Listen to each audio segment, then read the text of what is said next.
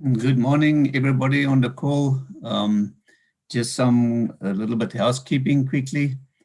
You will be able to see during the event in the participants box. There's a participants box at the bottom of your screen. There you should be able to mouse over your own name. You will be able to see the other people in the meeting. Please keep your microphone on mute all the time. The host this site will also mute people because sometimes we accidentally unmute ourselves. We can't have too many background noises. So please keep your microphone on mute. We will really appreciate that. Also, should you have questions to the panelists, you'll see at the bottom of your screen, there's a chat room. You're welcome to use the chat room, but if you want to ask a question, direct your question to Misela and Slapu directly as a direct message in the chat room. That's going to make it easier for us to filter between all the nice discussions, greeting each other, which is great. But, you know, in terms of filtering the questions to the panelists, Misela and her staff will then assess those questions. So again, if you have a question for the panelists, send it as a private direct message to Misela and Slapu in the chat room. Yes, you're welcome in the participants box to mouse over your own name. You can rename yourself should your device name is displaying instead of your name. It's always nice to see the names. Remember, we're also now live on YouTube. So the meeting is being recorded on YouTube, bear that in mind. And we're looking forward to a great session hosted by ARIA. Yeah, so in a few minutes time, we will go live. Enjoy the session. Thank you.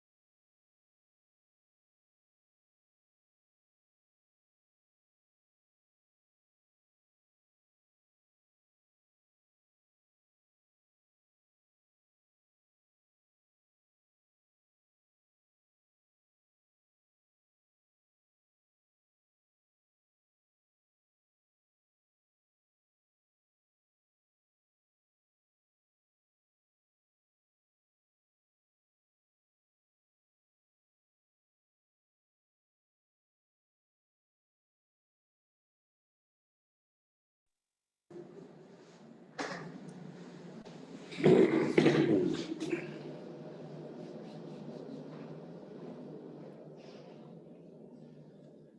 morning, everybody, and welcome to the annual general meeting of the Africa Rail Industry Association for 2021.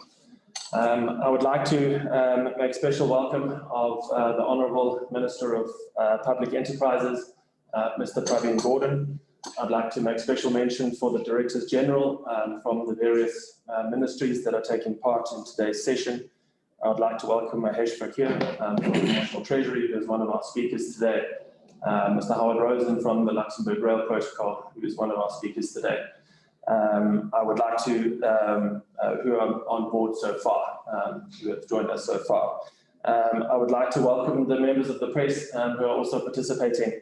I would like to welcome the Africa Rail Industry Association members, and then of course I would like to welcome the 400 people that are joining us today as well.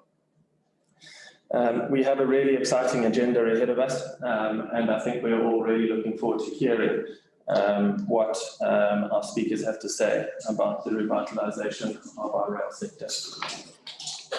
I'm going to move on then to my chairman's address. My name is James.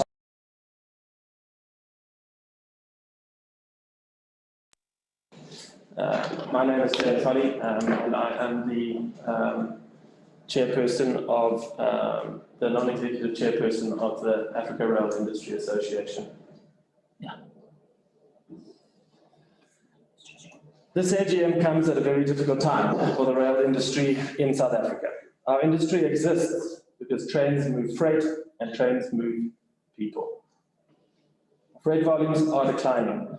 In the year to March 2020, which predated COVID-19, the Transnet 2020 freight volumes were down for the second year to 212 million tonnes, which is 14 million tonnes down from 2018. There are concerns in the industry of a significant drop in freight volumes in the year to March 2021, due to, amongst other factors, the impact of COVID-19.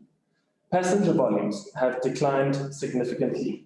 There were 645 million passenger movements in 2008-2009, 208 million for the year ended June 2019, 140 million for the year ended June 2020. And again, owing to COVID-19 and vandalism during the lockdown period, there will be a significant reduction again in the current year. A study conducted for the Africa Rail Conference last year across the industry, 27 of 30 respondents cited corruption and irregular procurement as the greatest barrier to entry and growth in the rail sector in South Africa. The high-profile corruption of the state capture era in railways has been spoken of enough and does not require further detailing. With the advent of COVID-19 in 2020, liquidations, downsizing and retrenchments, unfortunately, have been common across most rail industry sectors. However, we cannot lose sight of the fact that we have in South Africa a remarkable rail infrastructure heritage. The first train ran in South Africa some 162 years ago. Since then, we have accumulated a total estimated installed track base of 36,000 kilometers. Transnet alone has some 23,000 route kilometers. In the region of 85% of Africa's installed rail track base is in South Africa. We estimate to replace South Africa's rail network would cost some 1.5 trillion rand. That is the equivalent of 10 Medupi power stations. We have rail training schools and universities offering tailored training to our sector. Companies like Deep City Rolling Stock, now owned by TMH, have existed manufacturing locomotives and wagons in South Africa for more than 100 years. In the railways, we are not part of the productive economy. We only exist because there is freight and people to move. Efficient railways are a platform that enables industries to thrive. The questions are, how can we turn our rail industry's fortunes around? And how can we positively enable growth in our country?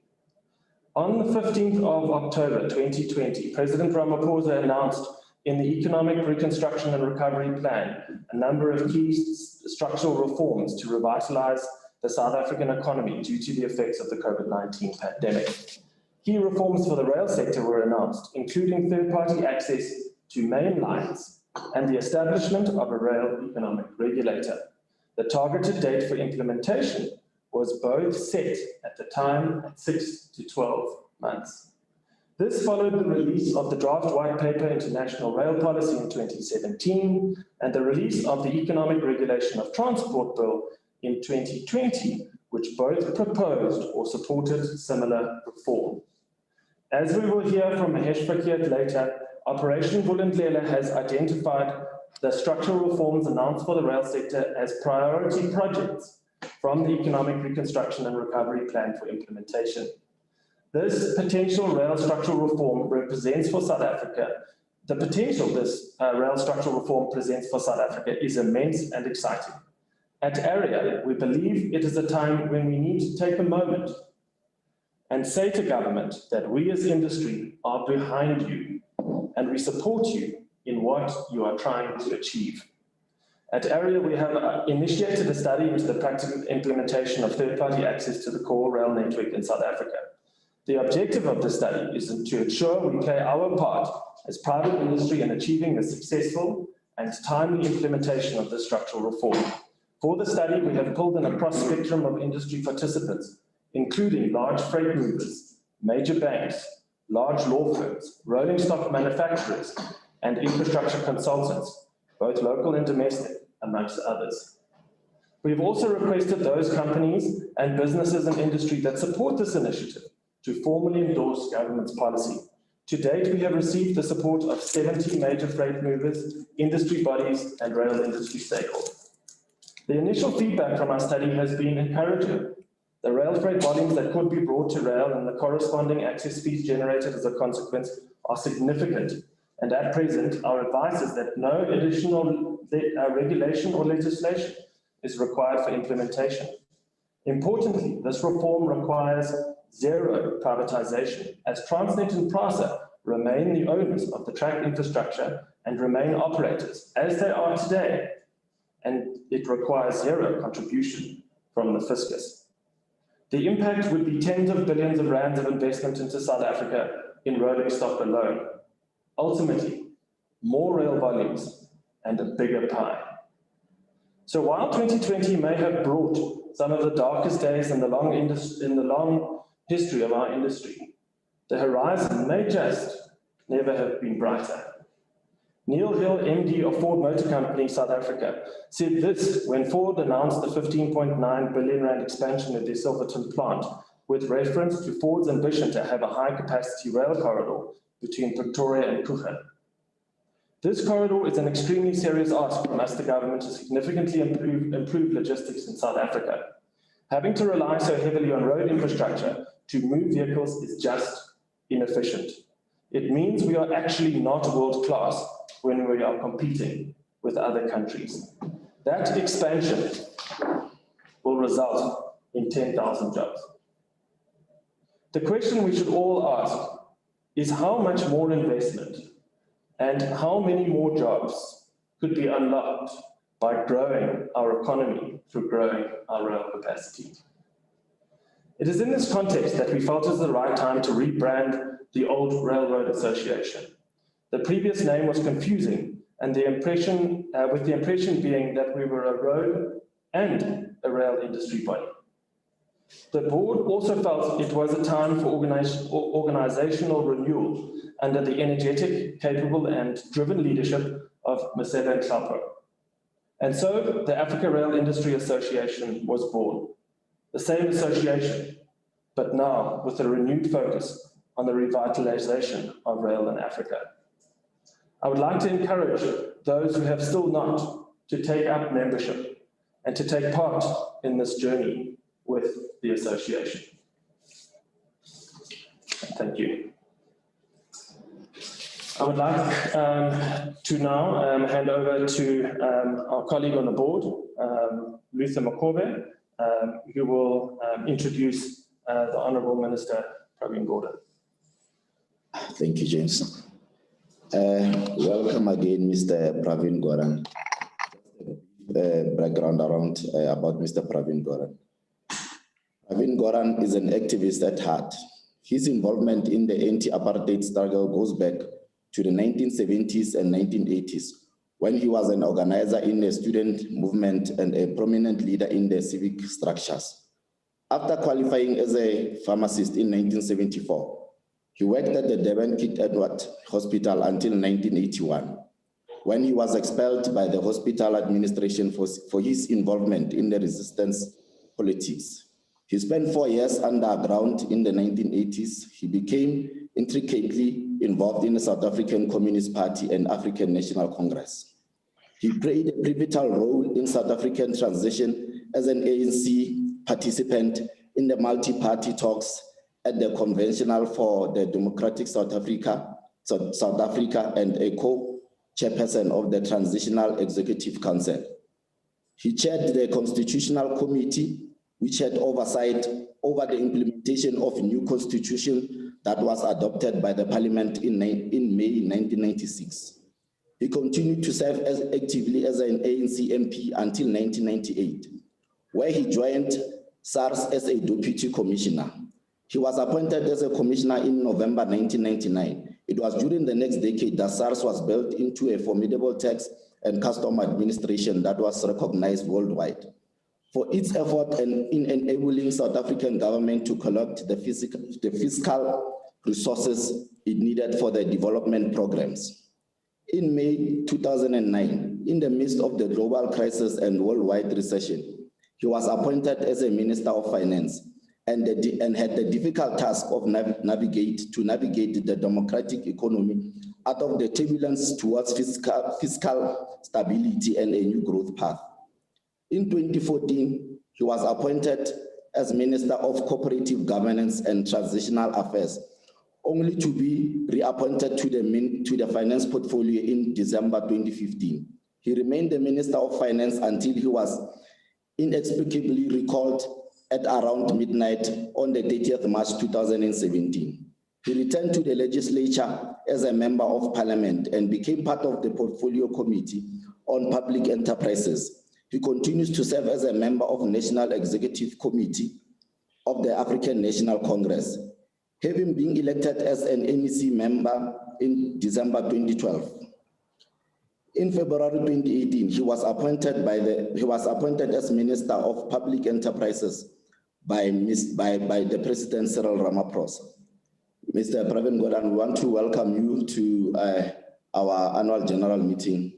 Thank you.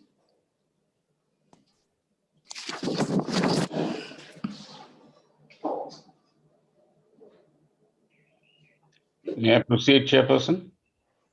Yes, thank you very much, Minister. Well, good morning to all of you, ladies and gentlemen, and thank you very much for this opportunity to share this very important occasion as you revitalize your association and begin to gather all the different interested parties in the rail sector, certainly at a time when the African continent is undergoing massive changes, and certainly in the post-pandemic years, it will undergo even greater changes as all African countries try to realize the potential articulated in the African Union Agenda 2063. And I think that is the vision that should inform us about our role and your role on the African continent, but at the same time take into account the numbers that the introductory remarks presented to us about the effect that the pandemic has had on the rail freight area of Transnet's business in the past year or so, including the kind of damage that has been done to PRASA, which my colleague Minister Mbalula will address later today with you as well. It's clear that rail, ladies and gentlemen, has just 20% of the general freight market share and less than 10% of the passenger market share. And clearly, there's an opportunity for role players in the rail sector, be it government as a substantial player at this point in time, or yourselves in the private sector, to reposition all of ourselves and the industry in a way in which the rail sector can actually grow. Equally clearly, a massive capital investment backlog has to be tackled, as does inadequate funding, obsolete and aging infrastructure, deteriorating rolling stock, outdated technologies. I'm sure there's a lot of debate amongst you and us as well on the limitations of the narrow gauge and whether we should have an alternative, and the insufficient skills base that we currently have in the South African context as well. Despite those challenges, clearly, there are opportunities, as both you and we see, for the rail sector to contribute both in its own right to the transport sector, but also in the context of what my colleague, Minister Patel, is currently undertaking through the Steel Master Plan, which could be massively impacted in a positive sense if the rail sector begins to take off. So the government's proposed policy interventions provide an opportunity not only for the growth of the freight transportation sector, but also for the growth and transformation, and more importantly, in the current context, the industrialization of our economy. The modal shift from road to rail remains a priority in this regard, but it is just one of many initiatives that all of us need to take, particularly Transnet at this point in time, together with PRASA, to improve their market share in both the freight sector and in the passenger sector as well. There are currently, as it is well known, only a few operators other than Transnet Freight Rail who have access to the rail system. A number of policy developments, as you've begun to outline, are underway, which aim to reform the rail sector. And I'm sure Mr. Fakir will address a lot of that as well. By the way, if I knew he was on the agenda earlier, I would have said he can take over my role. Although he might not have the title, he has far greater expertise than I have in this area. So I welcome the fact that you have him on the agenda. So we have to ensure that access to the rail network occurs in a fair and transparent way and improves the competitiveness of the system. The developments that you've already spoken about in your introductory remarks in respect of the draft rail policy white paper by the Department of Transport, which I'm sure my colleague will refer to as well, and the Economic Regulation of Transport Bill of 2020 are important developments in this regard.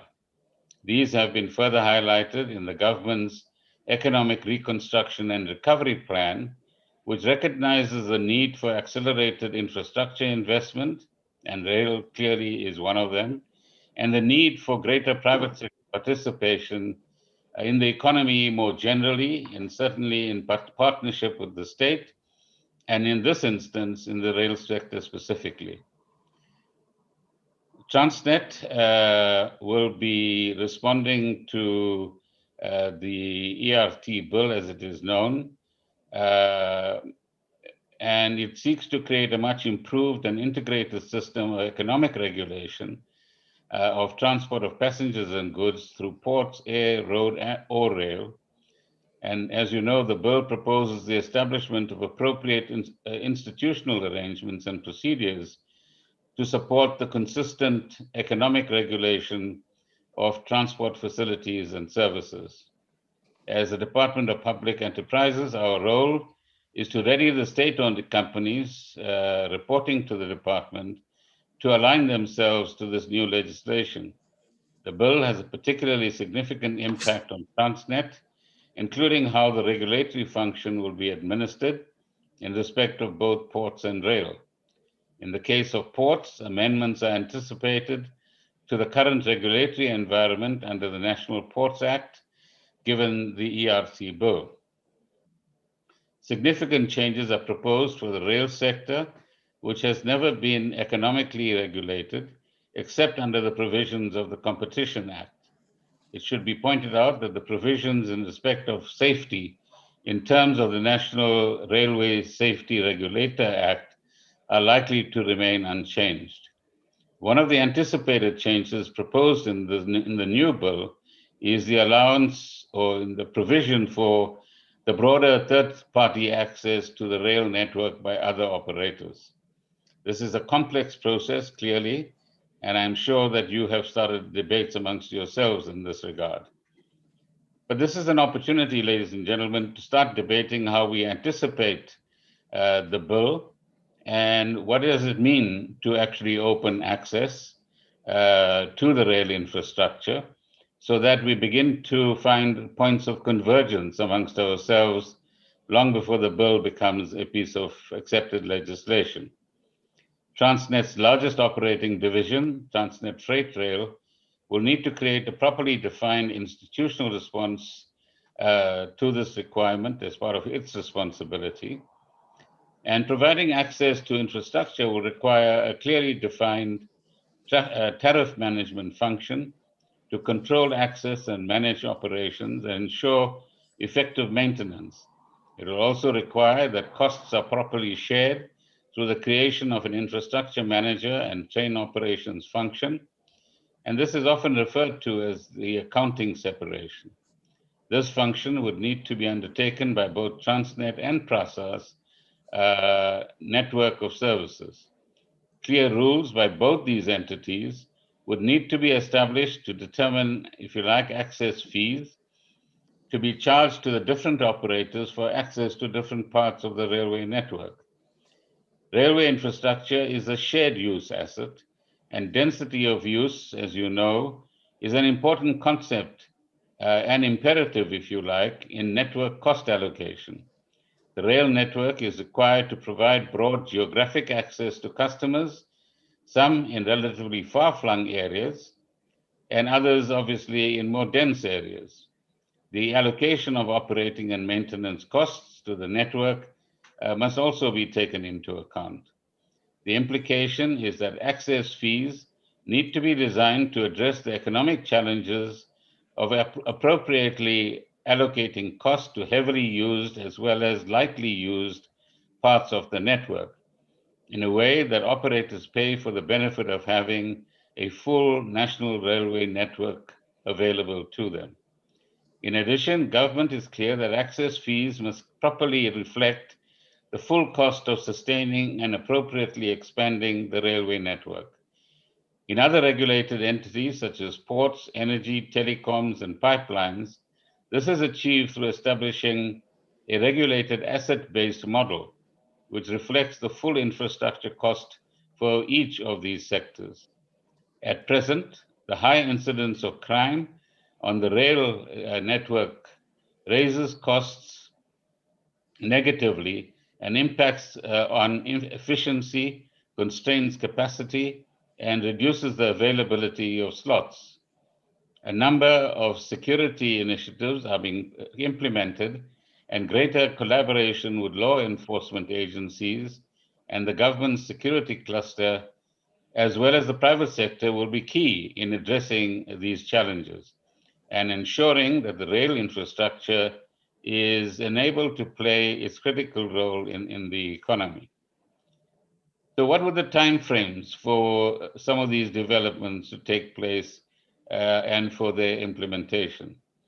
Transnet is committed to making the necessary reforms and has provided a roadmap for this process. A prerequisite for appropriate renewed investment, costing, and pricing approaches is to implement a business model which takes into account the separation of rail infrastructure from rail operations. This is easier said than done, as you would know, because TFR operates currently an entirely integrated set of accounts. And in order to meet the objective of separation between the operating cost and infrastructure cost, TFR is implementing an activity-based cost methodology, which will ultimately result in two separate sets of accounts. This will be achieved in the next 18 months. Full private operator access will be implemented within the next 3 years, if not sooner. Private operator access aims to improve the viability and sustainability of South Africa's rail sector by introducing competition that would do some of the following. First, improve utilization and densification of the network and thus increase efficiency of rail as a mode. Second, reduce network unit costs by spreading them over a broader number of operators and a greater number of trains operated. Third, increase revenue to contribute to investment in the condition, maintenance, and allow for appropriate funding for modernization of the network. And fourthly, reduce freight logistics externalities and improve the competitiveness of rail as a more environmentally friendly mode of transport. In the more immediate future, Transnet plans to allow for much greater ownership of rail rolling stock, particularly wagons, but also more private ownership of terminals and sidings. In sectors such as container and automotive sectors, the TFR envisages operating a predominance of haulage-type services to private logistics players who will be able to integrate these services and rail terminals with the road network services they currently offer. In addition, Transnet will, during the first quarter of the new financial year, issue a request for proposal to invite proposals for the resuscitation of 4 branch lines, which will have an important impact on providing services in the less populated areas. Transnet will work collaboratively with the private sector to invest in the viability of these branch lines, developing enabling policies and access regimes for branch line operators to operate on TFR's rail network. These are all crucial steps to move freight from road to rail and increase the competitiveness of the rail system. But also, as you know, this would create huge benefits in terms of the reduction of road maintenance, which currently is a massive cost for the fiscus and for provincial authorities as well. Access regimes and access charging will require legal, regulatory, and policy interventions, and Transnet will need to align with evolving regulatory provisions, as there are currently no regulations for third-party access to the rail network. Once the bill is finally enacted, the provisions of the new act will provide regulatory certainty and a framework in relation to access to rail infrastructure. Transnet's approach is thus preemptive of this legislative process so as to be ready for these significant changes in the way that rail access specifically will be managed and priced. An area that still requires significant discussion pertains to the Transnet Bargaining Council, which would have to be transformed into an industry bargaining council to ensure that all workers in the sector are treated equitably and to avoid the potential for different types of bargaining approaches in the sector. This work is starting within Transnet with its unions and will soon require broader industry participation and engagement.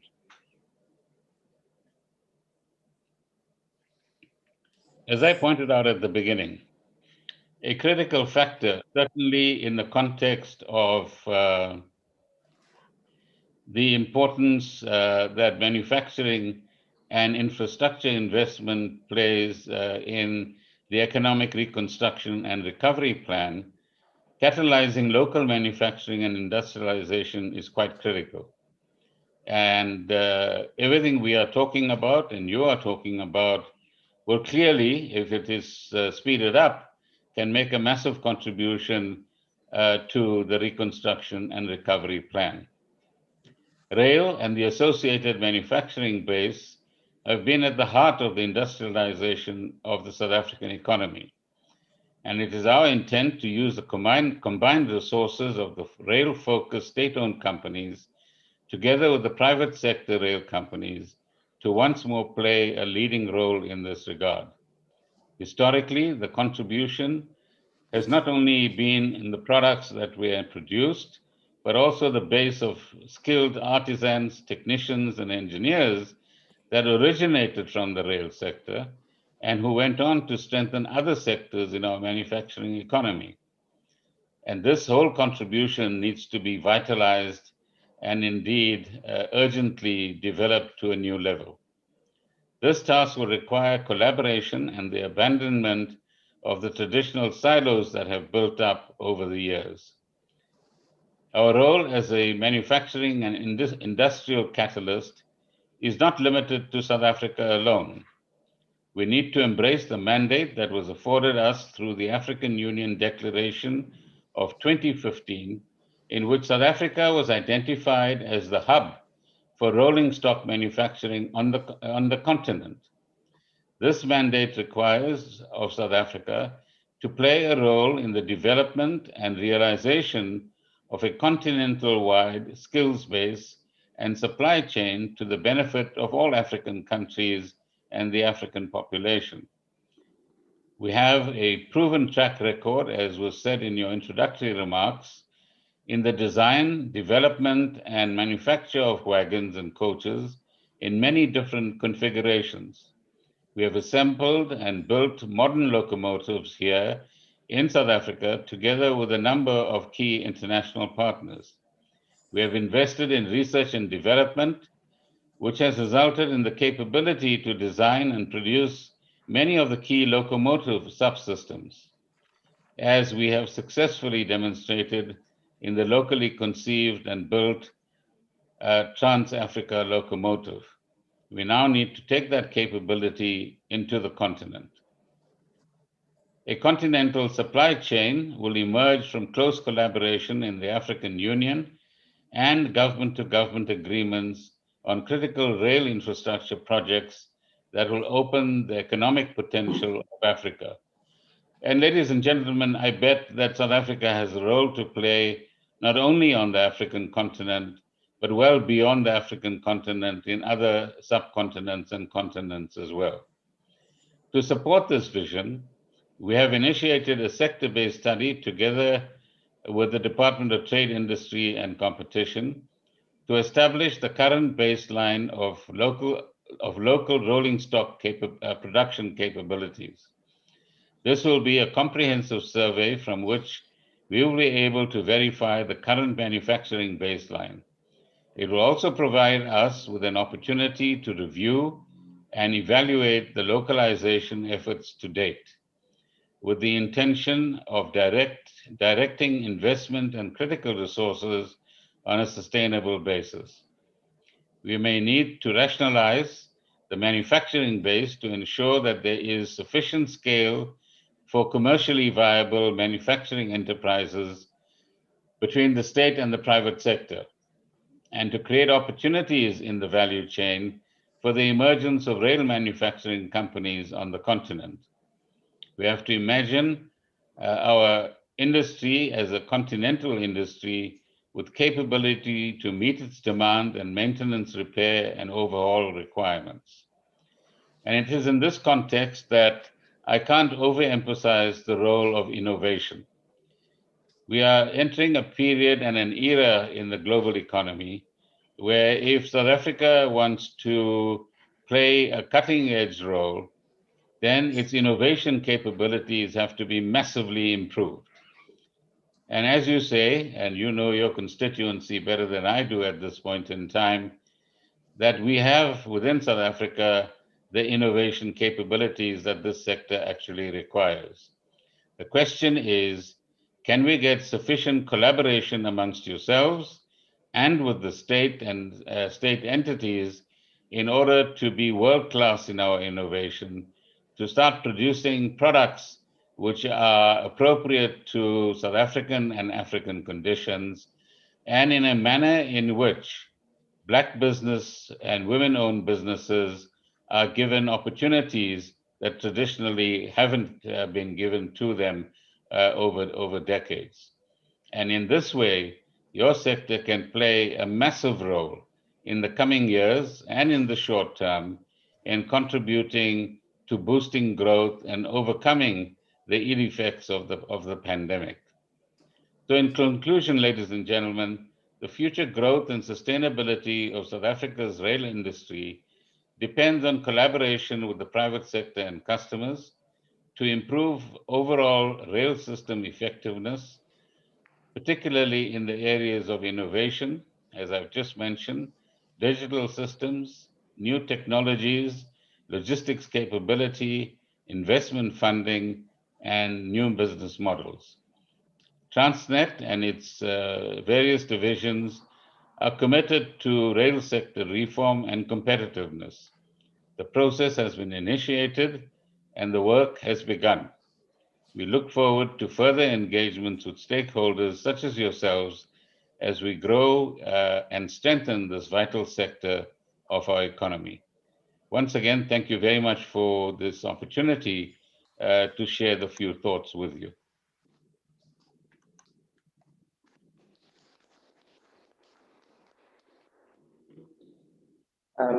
Honourable Minister, thank you very much for those words. It is, I cannot tell you how encouraging it is to be an industry participant and to hear the alignment between what we hear, what we read in terms of policy and in terms of what you've had to say today. As we all believe around this table as our board, this is an extremely exciting time for our industry. And it does present us with an exciting potential future. Minister, if you have a few minutes for us, do you have some time to field a few questions? Yes, sure. I've been provided with some, but I believe some of them are technical, but let's go through them. Do you want to pose them? And then we can look at what I can answer. There's a colleague in your system, so to speak, Mr. Mzimela, the head of TFR, who, when I leave, can also help you with some of the answers that you might require. But go ahead. Thank you very much, Minister. Thank you very much, Minister, and afternoon to everyone. I trust that, Mr. Minister, you can hear me. Yes, I can. The few questions other than those that were forwarded to you, it's on the third-party access. For the implementation, 3 years seems like a very long time. What do we do in the meantime to introduce third-party access, as there is nothing in legislation that prevents the implementation of third-party access today? And we think that, at least the question says that they are of the view that the sooner we implement third-party access, it will support the vision of government, whether it's the NDP, economic reconstruction plan. So the question there is around how long can we still hold the President, His Excellency Cyril Ramaphosa, to the 12 months that he had committed to on the 15th of October 2020? That is one question. Yeah, I can see some of the questions. So let me say categorically, firstly, as I've said clearly, third-party access is within the kind of strategic vision that we would have in this particular sector. Secondly, to answer your question, what do we do? I believe you seem to say that you have established a working group for third-party access. So that group perhaps should be identified with your leadership, approach my office, and let's get some dialogue going, because there's no such thing as just flipping a switch and making things happen. I think I've set out in the earlier remarks some of the loops that need to be jumped through. And both you and ourselves will benefit from having a clear policy framework for that access and beginning to get dialogue going understanding each other, understanding each other's interests and limitations will be a good start to shortening the 3-year process. So let me extend that invitation, ladies and gentlemen, to you to get that dialogue going. And it is in that context that you can then look at the technical questions about Cape gauge and standard gauge and whether it's required or not required, and whether new rail lines need to be invested in or existing ones would be adequate. I think those are matters best left to a bilateral discussion between yourselves and Transnet, and we can facilitate that process. But also begin to understand directly as a shareholder, what some of your needs are. And as you correctly point out, it is our responsibility as a department to ensure that we do everything possible to have various contributions that will add greater weight and solidity and implementation effect to the reconstruction and recovery plan. So we would welcome any ideas that you have in that particular regard. The one immediate issue, as I pointed out earlier on, is the question of access to branch lines and an RFP being issued shortly. So that would begin to get that particular part of the process going. The other question I see you have is competition and who is competing. Well, whether we like it or not, Transnet exists. It's a business. It needs to play a vital role in the logistics of the country. And it certainly views the private sector as important partners, not just competitors. But you can keep Transnet on its toes, and Transnet can help to keep you on your toes as the private sector. So competition is supposed to be healthy in the context of the kind of mixed economy that we have in the South African situation. So I don't think either one of the parties should worry about competition. And there are obviously various philosophical views on this. So we're not saying to you that Transnet will play a role that would be excluding the private sector completely. The essence of what I've repeated in 20 different ways, if you like, is about saying, how do we collaborate? And how do we create opportunities? And how do we diversify this private sector in order to be more demographically representative as well? So we would certainly welcome not just the reform of Transnet, but the reform of the sector as a whole in order to become truly competitive and a big contributor both on the African continent and in South Africa as well. So let's chat, and part of the arm wrestling that we will have will, I'm sure, contribute towards a better understanding rather than us standing in our own camps and firing bullets at each other, which is not very helpful for either of us at this point in time. Why have we not commercially separated track and operator? I think I've addressed that in my earlier remarks as well. That is a direction that Transnet needs to move in. But there are many challenges, as your introductory remarks pointed out, that Transnet has been the subject of massive corruption, and that corruption has involved the private sector as well.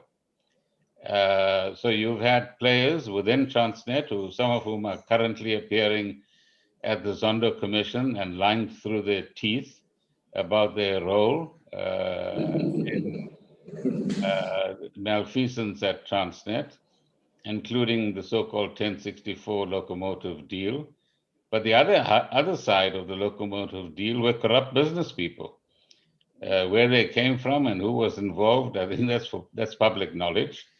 But some fairly big entities have been the subject of recovery of funds by Transnet, and more of it is actually going to happen. So if you use an equivalent example, in the case of Eskom, ABB, as you know, as a global company, has paid Eskom 1.55 billion rands for overcharging Eskom and various other misdemeanors, so to speak. And if big companies like that, and there'll be some more to come, including a 3.8 billion rand claim, civil claim, against former directors and executives of Eskom, and similar claims are going to be made in the case of Transnet as well. So as the president has said, and we've remarked as well, that money is not going to be just forgotten and lost. That money is going to be actively tracked down by the SIU and by other facilities that we have access to, so that as much of that as possible is going to be brought back into the country. So corruption is not just a state phenomenon, it's a state and private sector phenomenon. And you can see that also in our own case in the example of PPEs. But if a big country like the United Kingdom has the Prime Minister's friends getting contracts for PPEs at the height of the pandemic, and it has happened in Germany, where the governing parties had 2 or 3 of its key members also involved in PPE fraud. Of course, I won't, and I'm sure you'll be familiar with some of what Mr. Trump and company have been doing in the United States. So corruption today, ladies and gentlemen, is a major cancer. And all of us who have the right values, who have public welfare at heart, and want to see South Africa move in the right direction, should be opposed to these sorts of characters on the one hand, but also to this cancer, and do everything possible to move on to a new ethical platform that is certainly within our reach. Do you want me to carry on and check whether I can answer some of the others, ma'am? Yes, please, Minister. Okay, so I'm saving your voice, you see.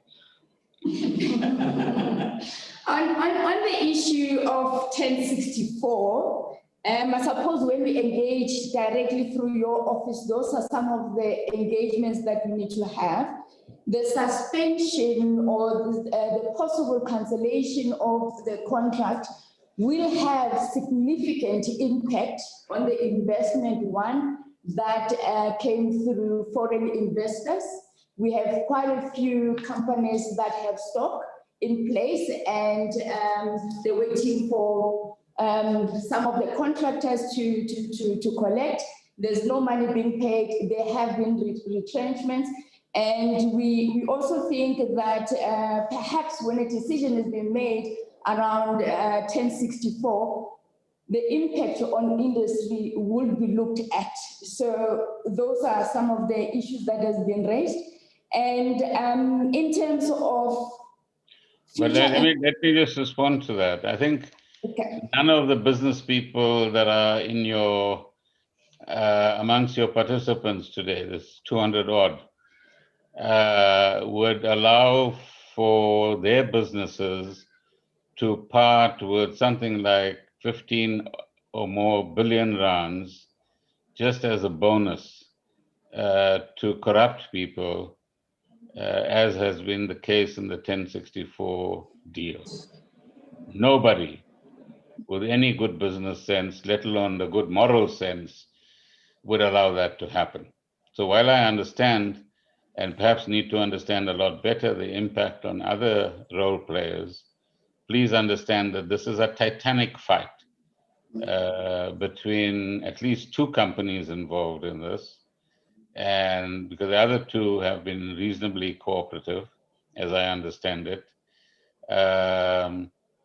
And Transnet must be given the opportunity to recover as much of the money as possible. But eventually, I think where we take your point is that we need to get the process of getting locomotives on the line going as soon as possible. So please try and understand that the amounts involved here are huge. If a Salim Isa can walk away with what, 6 or 7 or 8 billion rands paid in Hong Kong, it was in dollars at that time, for doing absolutely nothing, would any of you allow that in your businesses? I'm sure you won't. So join us rather than be critical or skeptical. Just join us in condemning this kind of conduct, firstly. But secondly, maybe you are cleverer than we are, or the Transnet colleagues are, in terms of how we can recoup these losses and move ahead so that those of you that are involved in some way would benefit from the process as well. I think that's a point very well made. You know, what we have now amongst our membership base are a number of companies that were subcontractors to the main contracting companies, and unfortunately have become severe collateral damage as a consequence of the corruption that happened. So, you know, I think while we are completely supportive of all the initiatives in order to right the wrong, the problem that we have on the ground is a lot of collateral damage with subcomponent suppliers for what was, even by global standards, a really enormous world program. So those are companies here, both domestic and international, that have invested in South Africa in order to supply and now find themselves exposed through really no fault of their own. And I think that's where the question's coming from. Oh, sure, I understand that. So let's see what we can do. Let's see what we can do. Thank you, Minister. All right. Not much on our side, Minister. I want to place it on record that your department is one of the most accessible departments, and I think it's important that that is said in light of your leadership within the department. We see it, and we truly appreciate your leadership within government and Department of Public Enterprises. And we've always wanted to be partners with government to rescue the South African economy. What we find ourselves in is not up to government. It's not only up to private sector. We would like to extend our leadership, our contribution, our technical expertise to work with government to chart a new way forward for the rail industry that will have an impact on the continent. But also, you mentioned the resolution that was pronounced on at the 24th meeting, extraordinary meeting of the African Union, where they declared South Africa as to champion the manufacturing of rolling stock. So whatever little gain that we have had to manufacture rolling stock through 1064, the Gibela project, the past few years have killed that. So we need to rebuild the manufacturing sector so that we are able to respond to the resolution. And we truly appreciate the assistance that is coming through your office. We want to work with Transnet, we want to work with the group CEO, and hopefully the engagement between yourself and the group CEO will start a new conversation. Thank you. No, thank you. I didn't see, Chairperson, the questions on the chat. So I'm a little behind on my technology skills. So it may take the next minute or two to respond to Alan Seacombe, I think, of the Business Day.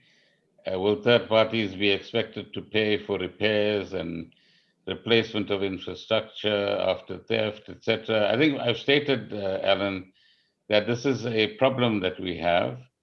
And once we have,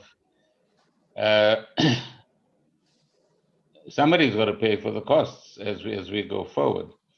And there has to be ultimately a sharing of costs as well. But these are matters that I think the industry and Transnet and the department need to sit around the table and get a constructive dialogue going, which I believe will be extremely useful as we go forward. Then I'm asked by Landiwe Mashlangu Can the minister or any officials talk about the regulatory framework that is envisaged? Well, if Ms. Mzimela has better answers, she can talk to that later. But I think this is still in the process of being developed. And so give it some time and we'll get back to you. Ms. Kingston, options for interim solutions to third-party access. But that's what I think we said that we would sit down and actually discuss. I don't have ready information at hand to be able to give you any answers, but let's see what proposals you have, and we can then see what Transnet is capable of meeting as your requirements. Then how and when will cross-border transport and crossing legislation be defined by the AFC-FTA? I don't know, actually. We can try to find out for you from Minister Patel and the DTIC. I want to find out if it's not possible to revive Level Crossing Act. I don't know. Just send some of these queries to me in writing, please, and then we'll see if we can assist you in getting the necessary information, Chairperson, if you don't mind. So I've just taken a few. If you don't, there's Paul Ash of the Sunday Times. What has happened to the offer by Stadler Rail in Spain to supply free of charge with maintenance contract? I think that's in relation to PRASA, not in relation, if I'm not mistaken. Yeah, it is in relation to PRASA. I don't know. PRASA doesn't report to me. When Minister Mbalula comes along, you could ask him that question. Are we missing out on a total logistics and transport development strategy for the country that needs to be in place and part of any development and planning? Without a collaborative and planned approach, nothing will work. That's an excellent idea. I don't know if one exists, but let me check that. If not, if you've got any thoughts on that would assist us, please feel free to interact with us. And that's the kind of collaboration that I think we're looking for. TAC from the private sector has defined first an anti-corruption, bribery and graft policy. This policy is attached here for all for free in this chat. Well, thank you for anything for free is welcome, particularly if it's valuable. But thank you very much for that. So Chair, let me conclude and thank you once again for this opportunity to interact. And we'll certainly sit across the table soon, so to speak, probably not in the form you're sitting in. And let's start our dialogue. But lastly, I'll be failing in my national responsibilities if I don't point out that not all of you are wearing masks in the picture that I can see. And the one has just been put on now. So you haven't been vaccinated, I think. So wearing of masks, keeping social distance, and regular sanitization is absolutely imperative to make sure that your families continue to see you for the next 50 years. And please follow that discipline. It will be very helpful, both for yourselves and for the country as a whole. So I wish you well over the Easter weekend. Please behave and do the right things so that we don't give rise to another wave of infections. And good luck for the rest of your meeting. Thank you very much. Minister, on behalf of everybody that's attending and on behalf of the association, we really sincerely like to thank you. We look forward to that engagement with you, and we look forward to the revitalization of our sector. Thank you. Appreciate your time. Thank you. If we can then move on to the next item on our agenda, which is the presentation by Mr. Mahesh Fakir, who is part of the Operation Bulindlela team, and he will outline, give us an explanation and background to Operation Bulindlela as well as the priority rail projects. If I can call on our colleague, I think we need to come a bit closer, Reg. If I can call on our colleague, Reg Taylor, to do the introduction to Mahesh. Thank you, Mr. Chairman. It is my pleasure to introduce Mr. Fakir. Welcome.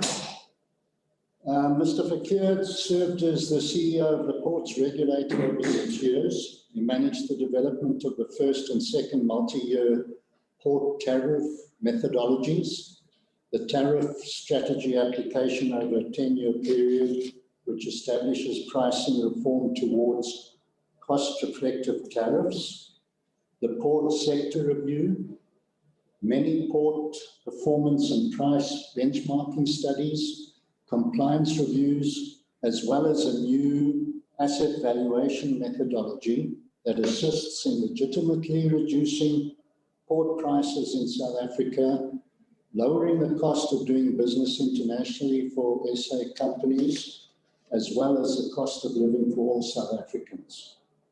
Prior to this, he served for 8 years in the National Treasury, where he helped establish infrastructure budgeting at country level, serving in the Budget Office as a director, as well as in the Public Finance Division as a chief director. He also served in the presidency, the DPME, for 4 years at DDG level as outcome facilitator for economic infrastructure and contributed to the establishment and work of the Presidential Infrastructure Coordinating Commission, the PICC. He has also worked as a design engineer in the Durban Metro and Mngani Water in the design and project management of infrastructure projects, as well as being a senior lecturer in civil engineering at the Mangosuthu University of Technology and to master's level students at the University of Durban Westville, which is now the University of KZN. Mahesh is a registered professional engineer and holds an MSc in civil engineering, as well as an MBA and an MSc in development finance from London. Hello. In addition to other qualifications. He's currently serving at the National Treasury on the Operation Vulindlela Structural Reform Initiatives, which is so relevant to our meeting today, and we welcome you, sir. Mahesh, thanks very much. Please continue. Yes, thank you. I hope everybody can hear me. Honorable Minister Gordhan and Minister Mbalula, the chairperson and board of officials, fellow public servants, and fellow South Africans. I think it is indeed an honor to address you all today. I must say at the outset, the Minister Gordhan has been very kind to me. I'm certainly not a rail expert, and my job here today is just to tell you about Operation Vulindlela, and I've been asked to share a few slides on it. But I must say, I take my hat off to Minister Gordhan. He is indeed for opening the door to the sector to be able to discuss rail issues. And of course, it is an honor to have a minister, and most refreshing that he will not be a minister that is captured either by public sector officials or by private sector. And so let me start on that note. Harry, can you go to the first slide? What is Operation Vulindlela and what are its objectives?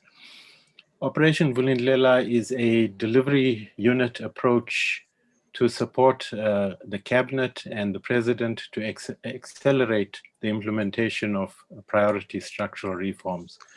It's not yet another new plan by government. It's much more about the effective implementation of reforms that have been approved by cabinet. So it's different to previous initiatives. It's deliberately not comprehensive. It's aimed rather at a few high impact reforms to revive economic growth in the short and medium term. It adopts a government-wide approach The ministers, departments, and entities are the reform implementers that will be implementing structural reforms, and Operation Vulindlela doesn't take away the responsibility for implementation from the reform implementers.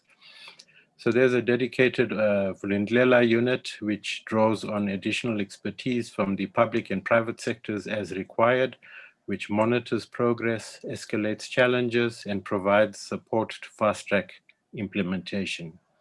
The bottom line is we cannot continue with business as usual if we are to successfully implement economic reforms. The next slide. In terms of accelerating implementation of structural reforms, the role of Operation Vulindlela, or OV as we call it, is to identify and resolve challenges in the implementation of reforms. Many reforms are complex and technically challenging and require expertise and support to implement effectively. In other cases, policy disagreements need to be resolved at cabinet level to provide certainty and unlock progress. Where limited capacity presents an obstacle to implementation, additional capacity needs to be mobilized. Where multiple departments and agencies are involved in the implementation of a reform measure, strong coordination is required. So Operation Vulindlela is designed to address to the implementation of reforms. It requires high-level political support, leadership and coordination, as well as capacity and expertise. Looking towards the prioritization of reforms for Operation Vulindlela, the criteria for reforms are as follows. We basically look at the network industry sectors, and they've been prioritized because of their high potential economic growth impact. And so this is the electricity, digital communications, water, and freight transport sectors. Reforms which will result in significant structural change in the sector and which have clearly identified actions have been prioritized. These reforms, again, have been approved by Cabinet. Reforms with the highest potential impact have been chosen on both economic growth as well as investor confidence. So the list of reforms and reform actions includes some reforms that can be achieved in the shorter term to inspire confidence in the reform agenda, and as well as others that will take a little longer to implement. And as the reforms in the initial list are implemented, more can be added. Very quickly, just a slide that shows the 5 desired outcomes of Operation Vulindlela. One is that the supply of electricity is stabilized. Secondly, reduced cost and increased quality of digital communications. Thirdly, sustainable water supply to meet demand. Fourthly, competitive and efficient freight transport. And lastly, a visa regime that attracts skills and grows tourism. What is the value add of Operation Vulindlela? Operation Vulindlela would provide a view of implementation progress which is independent of the reform implementers and will facilitate solutions to blockages. It would provide a view of implementation progress which cuts across different institutions and supports the government clusters, National Economic Recovery Council, and Cabinet to coordinate and integrate cross-cutting reforms. Draws on progress information from both the reform implementers and other sources such as industry stakeholders. Provides critical assessment of progress, early identification of possible delays and their implications, recommendations for measures to address implementation challenges, engagement, support, and escalation to accelerate implementation, and a public view of progress with reforms to strengthen public accountability for implementation. The next slide shows the Operation Vulindlela methodology. One, sector analysis with reform implementers to identify priority reforms per sector. The President requests reform implementers to provide reform implementation plans with milestones as well as timeframes for priority reforms.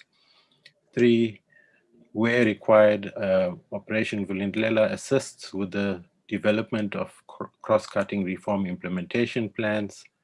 4, the reform implementers provide regular updates of progress against these reform implementation plans.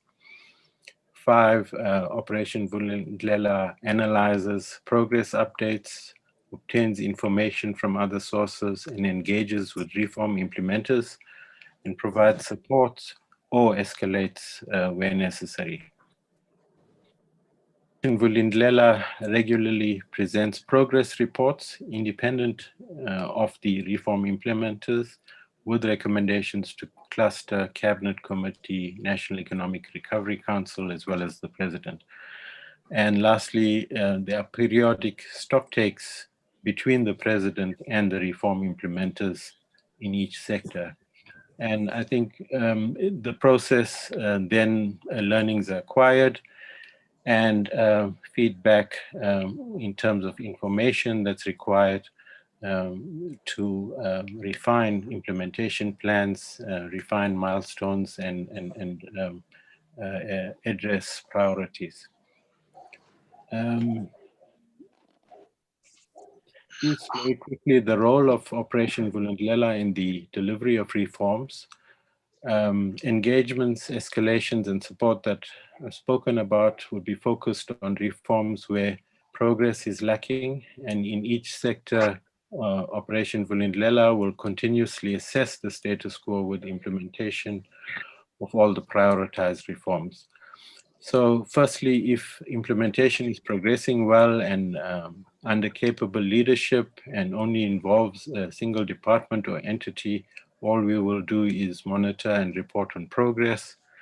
Secondly, if implementation of well, capacity is lacking amongst the reform implementers, or if there is a lack of coordination, we then engage with reform implementers, seek consensus on challenges and what needs to be done by whom. Where necessary, we offer support to reform implementers. And if this is unsuccessful or if the issue is urgent, then we escalate to the president with recommendations. Thirdly, if a policy decision is required to unlock progress or resolve uncertainties or disagreements, we provide recommendations to the president for engagement with the relevant minister. I think this slide is important in the context of ARIA, the interaction with business and industry associations and sector experts. So we feel that support from business is crucial to ensure the success of reforms in promoting investment and growth. Operation Vulindlela has received initial support from B4SA. They've made available technical experts in each sector who were involved in the development of the B4SA economic recovery working papers. So Operation Vulindlela has been interacting with these and other sector experts and industry associations to better understand the experience of business, for example, with the obtaining of water use licenses or obtaining work permits, carrying out specific sectoral analysis to identify the key reforms required per sector, and key reform actions. For example, in the electricity sector, this has led to the prioritization of the reform to raise the licensing threshold for embedded generation. Providing support to reform implementers where required, example, support to DWS for the refinement of a business plan for the National Water Resource Infrastructure Agency. And lastly, developing consensus to support the resolution of policy disagreements. So Operation Vulindlela has already engaged with the industry associations like ARIA on rail sector reforms such as third-party access and branch line concessioning, as well as on the draft white paper on national rail policy. Progress by reform implementers. Significant progress has already been achieved by reform implementers since the Operation Vulindlela establishment in October 2020. For a start, the dedicated capacity has been put in place in the Treasury as well as Presidency to manage Operation Vulindlela as an initiative. Regular engagements implementers across all the priority reforms. And as mentioned in the State of the Nation address of 2021, some early progress has been made, such as the raising of the licensing threshold for embedded generation, phase switch off of analog signal over the next year, the revival of the blue and green drop water quality assessments, the establishment of the National Water Resources Infrastructure Agency, the rollout of the e-visa system, the publication of the critical skills list, and comprehensive review of the framework for attracting skills. Operation Vulindlela is providing regular reports to the President and Ministry of Finance, as well as to Cabinet and the National Economic Recovery Council. The way forward for Operation Vulindlela, we feel that we still have a way to go. It's only been 6 months since it's been started in October 2020. The unit will be engaging with reform implementation plans when submitted by the reform implementers, and we will assist reform implementers to improve them. Sectoral stocktakes on key reforms in a sector is to be arranged between the President and reform implementing ministers, the first of which will be starting in May. We will continue the monitoring of progress against milestones and timeframes, and continue engagement, support, coordination, as well as escalation activities. Possible collaboration between industry associations and OV, and possible support or assistance for reforms. I think we will continue this. There is a need for technical assistance in the short term to augment government funding. There is a need for general engagement on background information and specific focus areas in the transport reforms, electricity, water, as well as telecoms. I think I'll just quickly go through some. I'm aware that I might be overstepping time boundaries. But I think very briefly in the electricity sector, I'm going to go through these a little bit more quickly and possibly spend a bit more time on the transport ones. So in electricity, it's to increase the role of independent power producers. The other reform involves unbundling Eskom into transmission, generation, and distribution entities. And the next slide, improving the energy availability factor of Eskom plants, addressing institutional inefficiencies in municipal electricity distribution management. So these are the important reforms in the electricity space. Going on to the digital communication sector, I think the key reforms there are to increase available energy spectrum, and this is through the holding of the spectrum auction, migration from analog to digital TV, to complete the migration process to release more spectrum as part of the digital dividend. Finalizing the policy and policy direction on the rapid deployment of electronic communication networks and facilities. Moving on to the water sector, it's water use licensing processes, revising water quality monitoring system, and establishing an independent economic regulator. Finalizing the revised raw water pricing strategy, establishing a national water resources infrastructure agency, and addressing institutional inefficiencies in municipal water services. So I think moving on to the freight transport sector, key amongst the structural reforms there are the corporatization of the Transnet National Ports Authority. The desired outcome would be to have more competitive port costs and more efficient ports. And key reform action, of course, it's not Transnet, but the Minister of Public Enterprises to implement the corporatization.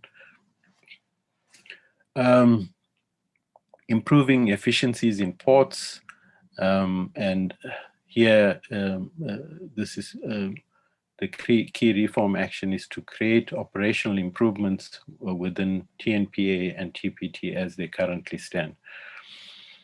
The third one is to establish the Transport Economic Regulator through the Economic Regulation of Transport Bill.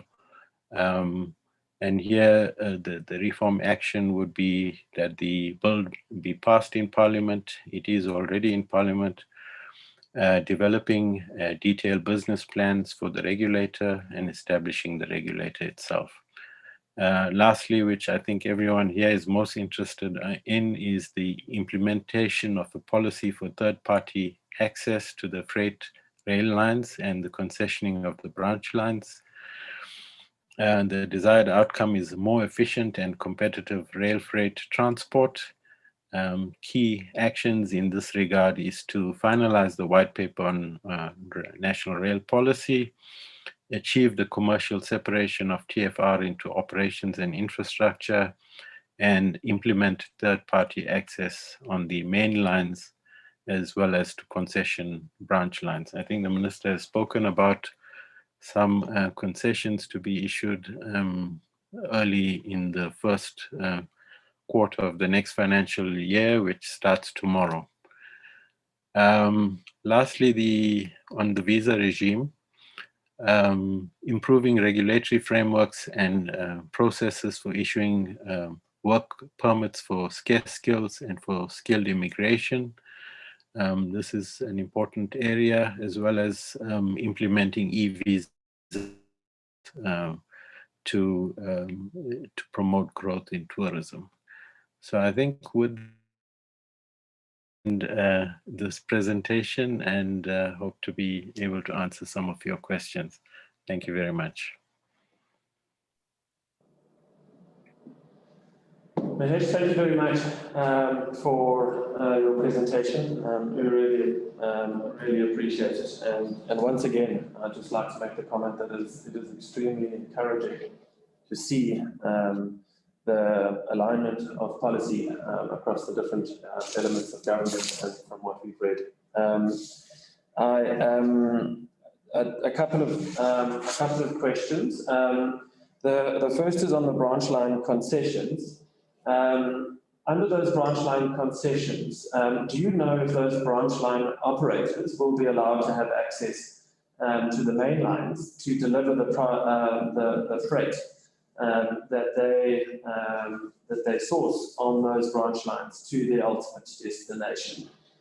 Because what we understand is that over the last 10 or so years that the branch lines have been promoted or mooted, the primary reason why this hasn't been successful in the past is for that reason. I think most of us in the industry are aware that railways need high volumes and relatively long distances because of the big parcel sizes to be able to compete with road. And obviously in this instance, we would be seeking road to rail conversions, and part of the success of that business case really does rest on being able to deliver those volumes from the branch lines across the main lines to the ultimate destination for that product. Do you know if that is going to be contemplated within the policy on the branch lines? Well, I don't know whether that is contemplated, but it's certainly something that we would be pursuing.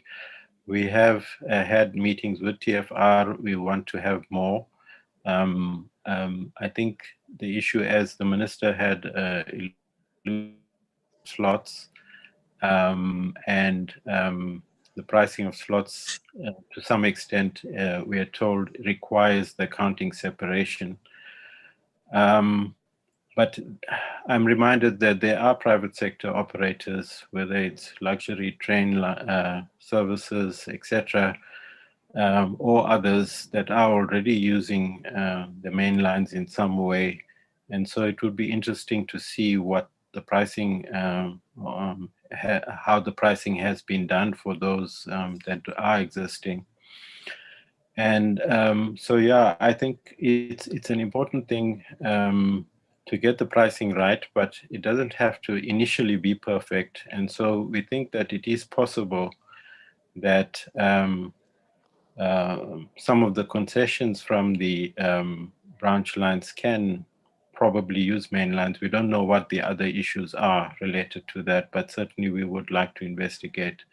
And perhaps if there are people from TFR in this discussion, maybe they can assist in answering that. But yes, I think it's something that would be preferable. In any network, the efficiency of the network, the economics of a network speak to connectivity and the number of connections. So if Alexander Graham Bell just stuck to himself and one other person listening on a phone line and being able to communicate, we wouldn't have this massive telecommunications network in the world today. So connectivity is an important thing in any network industry, and that's the economic advantage rests on connectivity. So yeah, I think to take the country forward, that's an important question to answer, and hopefully with TFR and the existing institutions as they are now, that question gets addressed quite soon. Thanks. Thank you very much, Mahesh. We then have a question from two of our journalists that are online, both Paul Ash and Alan Secombe. Which four branch lines have been earmarked?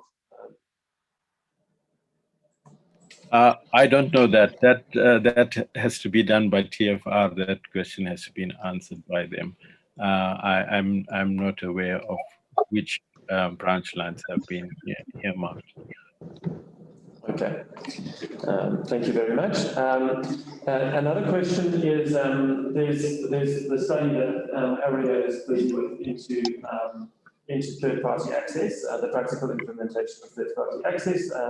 Where there's the invitation we received from Minister Gordon to engage with DPE on practical implementation. With your experience with implementation so far in Bulundela, how do you suggest that this engagement happens between an industry association like ourselves, between the ministries, between other stakeholders, and of course the most important stakeholder of all, which is Transnet? Sorry, how would you want to engage with them? I think you would be better in a position to speak about how you'd want to engage. But I think as an industry association, it would be important to kind of put on the table as what the possibilities are, how you see it, what the potential is for engagement or for third-party access itself. How would this expand the freight cake, as it were, in moving goods off the roads onto rail? How would the kind of proposals that you make increase the market share of rail? Of course, you'd want to engage on what the capacity is for in the existing rail line for engagement. How many slots can be made available? How can these things be organized? So from the technical side as well as the economic side, what those capacities are. So I think you have a better understanding dealing with a number of players in the industry as to how many wagons, how many locomotives, etc. What potential is there for freight to be carried? Can you perhaps negotiate with some of the trucking industry to put more freight onto rail through yourselves and others, and move more trucks off the road and get more freight onto rail? So the road to rail debate, I think, is an important one, and we, thanks to people like yourselves and others, are now looking at actually making it happen. So, and of course, it's refreshing, as I said before, to have a minister who has opened the door to this. And so we can expand the rail industry and, get more freight from road to rail. So I think those would be important things. The others would be the practicalities of within the existing environment where it has been dominated by a state-owned enterprise, what provisions can be made right now before, as he said, a regulation is passed.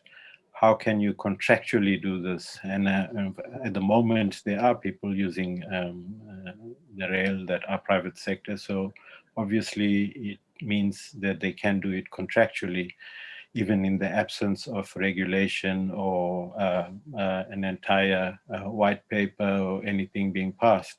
So it has been happening, but the idea is, how can you make, what are those provisions that can be immediately implemented to make this reality much bigger than it is right now?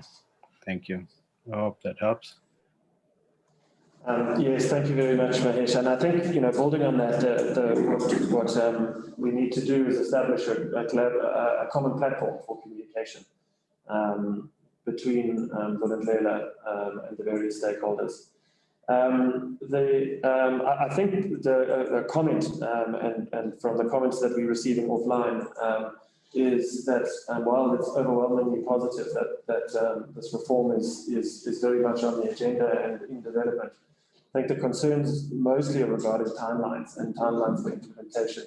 So I think the real areas for engagement, certainly from the industry side, we'll be looking to try and compress those timelines so that this is something that can be implemented quickly, which is really, I understand, aligned with the interests of Vulindlela, which is great. We have another question from Paul Ash. The previous branch line concession proposal announced in 2020 went nowhere, largely because the cost of repairing many of the lines on offer made the whole venture uneconomic. Bearing Minister Gordon's statement in mind that the infrastructure costs will have to be shared, does government have any plans or proposals to offer would-be private operators financial assistance, loans perhaps, to kickstart this process? Because anecdotally, many of these closed branch lines are in a dire state. As far as I'm aware, TFR is looking at concessioning fully repaired branch lines.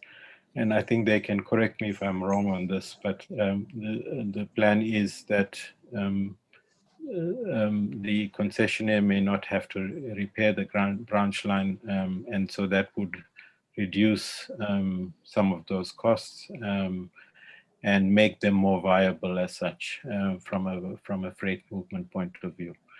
But let me say again, I stand to be corrected, but this is the impression that I have at this point. I think it was the way that the series branch line was handled, so I do believe you are probably correct. I believe we have a question from Alan Secom.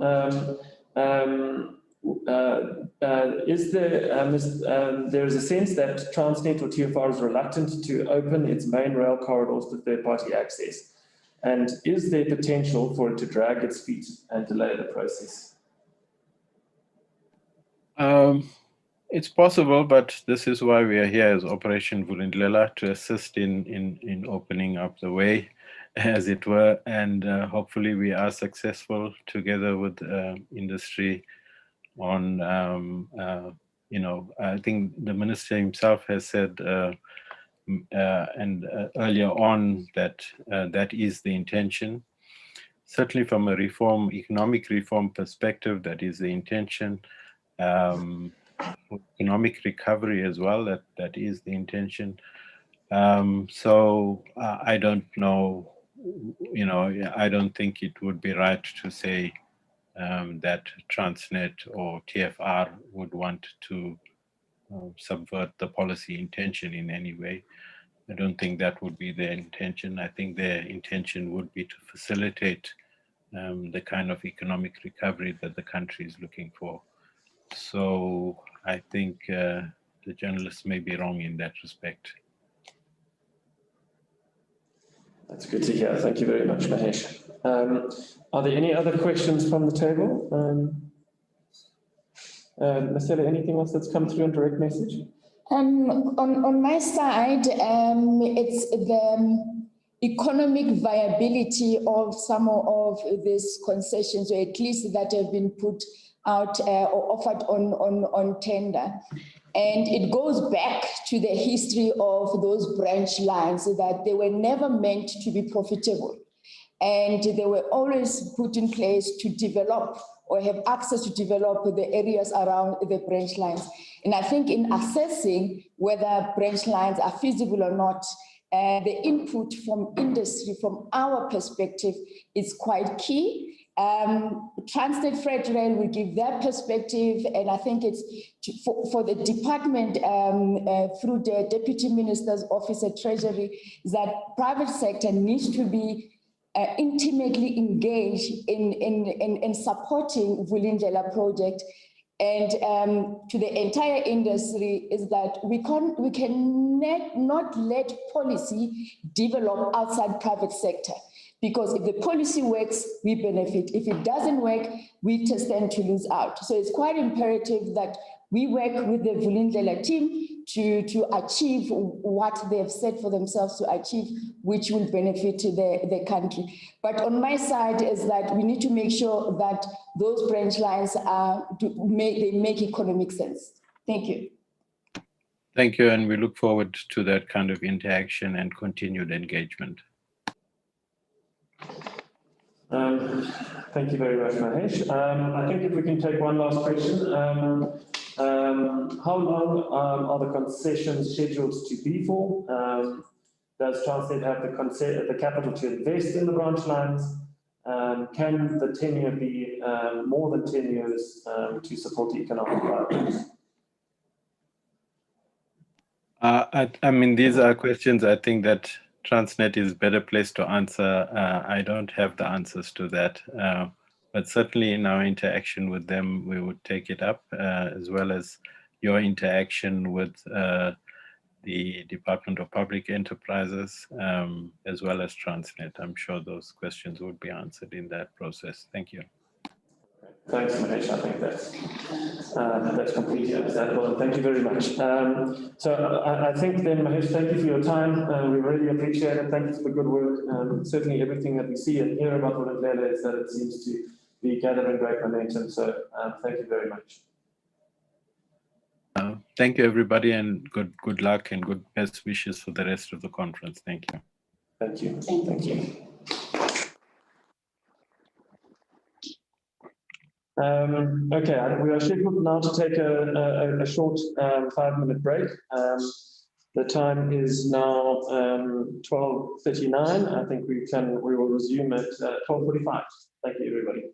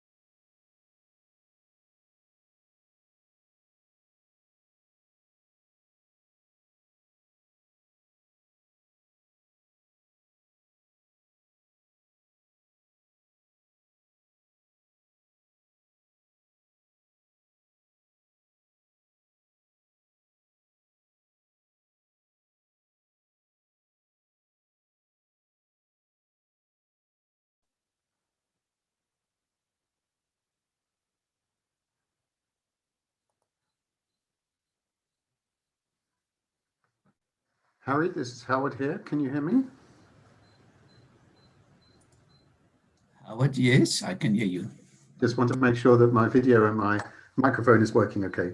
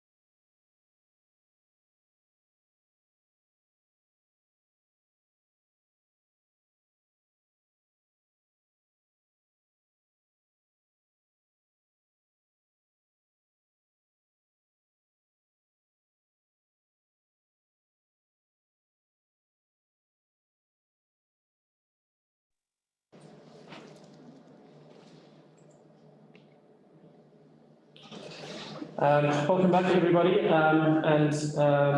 Just before we move on to the presentation by Howard Rosen on the Luxembourg Rail Protocol, we have unfortunately received a little bit of bad news. The Minister of Transport, Minister Fikile Mbalula, has unfortunately had to send his apologies. He is dealing with something that requires his urgent attention. We will try and get a copy of the presentation he was going to make so that we can share that with those that have registered for today. If I can then move on to Howard Rosen, who is the chairperson of the Rail Working Group. It's a non-profit organization that is championing the implementation of the Luxembourg Rail Protocol. which is designed to improve the fundability of rail assets and movable equipment. It's a subset of the Cape Town Convention into the financing of movable assets.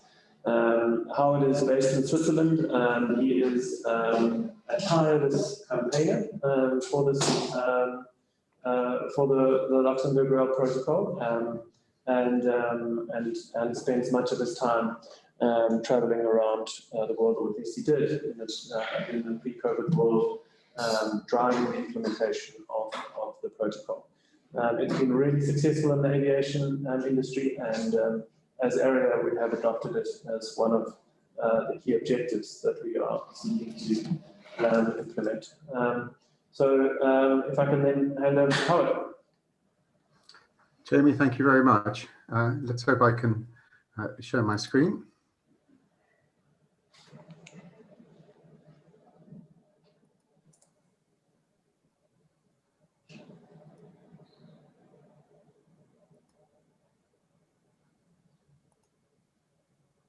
Okay, hopefully you can see my slides. You can see the view from your window. Really? Oh no, that's terrible. That's actually a very nice view.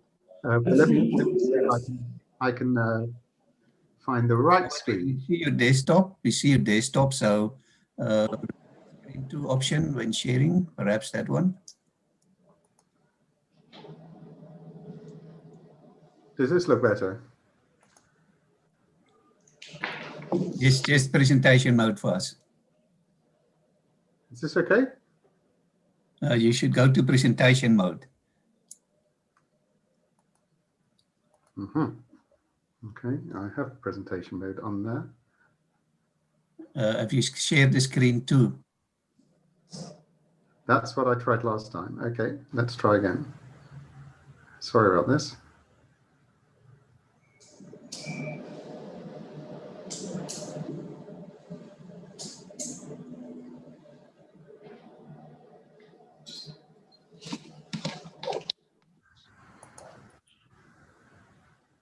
I think, Howard, if we are having a technical challenge, it comes across quite clearly on the side, so we will certainly work with this if needs be.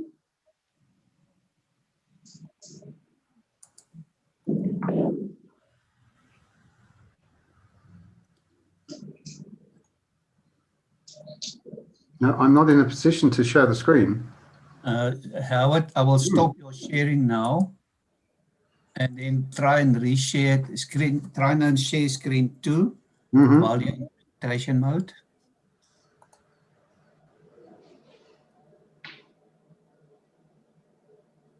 Now we see your desktop. There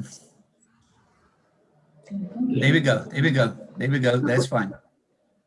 Very good. I'm so sorry to take time. Well, good afternoon, ladies and gentlemen. Thank you so much for sparing the time to allow me to talk to you. Dear colleagues, dear friends, I'm sorry I can't be with you. I would so much like to be with you today in South Africa, but as you know, events have intervened. But I just want to say firstly, congratulations to Jamie, to Marcella, to the whole team at ARIA for your launch.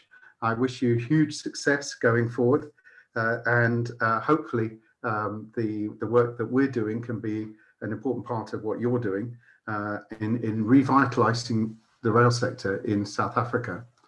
And what I want to talk about today is really the economics of why this instrument called the Luxembourg Rail Protocol to the Cape Town Convention is going to make a difference, both to the public sector and to the private sector in terms of real RAND, rather than the technical details of how the protocol works.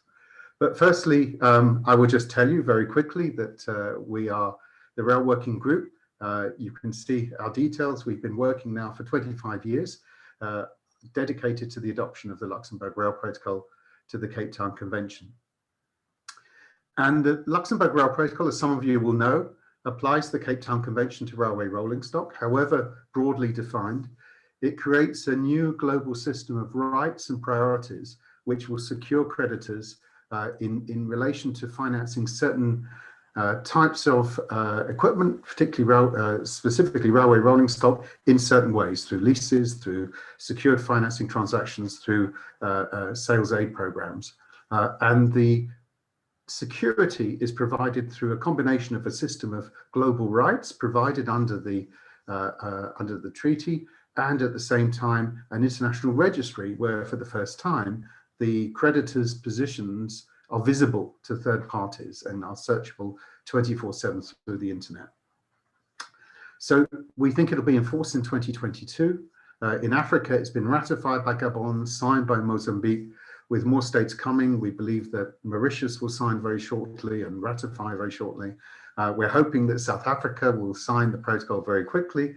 I was hoping the minister would be here so that we could tell that message to him personally, but we'll get to that. And the protocol is supported by the African Union, the UN Economic Commission for Africa, and is very much seen as part of the PIDA program, the Partnership for Infrastructure Development in Africa, where a key element of PIDA 2 is the development of a cross-continental rail system. And building the infrastructure is great, but if you don't have the rolling stock, it's not so great, and you have to be able to finance that. And that's what the Luxembourg Rail Protocol wants to address. So what the protocol does is that it delivers cheaper and easier private finance for rolling stock. I will demonstrate that a little bit in a second. One of the key elements it delivers is a common system operating across contracting states, which makes it, of course, easier to move rolling stock around, whether it's financed or not, actually, around a common gauge system, as, for example, one has in Southern Africa. For the first time, it introduces ORVIS, the Unique Rail Vehicle Identification System. It's a global system, unique system for identifying rolling stock, or a system for uniquely identifying rolling stock, to be precise. One system which will operate around the world, and it will make it a lot easier, both electronically and physically, to track rolling stock, both for creditors and even for operators. And it will provide a lot of flexibility for operators through the way that it creates a legal underwriting of operating leasing, which has so many different benefits for the rail sector potentially. And most importantly, it will relieve government of the need to provide finance for rolling stock. This is something which the private sector can deal with, and it can deal with the Luxembourg Protocol at an economic rate. Governments pay for the development and maintenance of infrastructure in roads and rails. Government doesn't need to carry the cost of all the cars and the trucks that run along the roads. And by the same token, it doesn't need, as long as the legal infrastructure is there, to carry the costs of actually financing all the rolling stock that runs on the rail system. But the challenge is, how do you quantify those benefits? The first thing to recognize is that there are macro and microeconomic benefits. There are benefits which accrue to the whole of the economy and to, for that matter, the African economy as a whole. And there are microeconomic benefits which accrue to the individual state, which accrue to the economic position in that particular state. So if you look at the microeconomic benefits, more security being given by the treaty lowers the risk for financiers. There is a risk-reward ratio. The lower the risk, the lower the cost of the financing. Sometimes that comes out in very specific areas where banks have to actually make allocations of equity against particular financings. The lower the risk, the lower the allocation of equity. Equity is a cost for them. So the lower their cost of funds, and that should be reflected in due course in its financing rates to the private sector. It makes it easier to document transactions.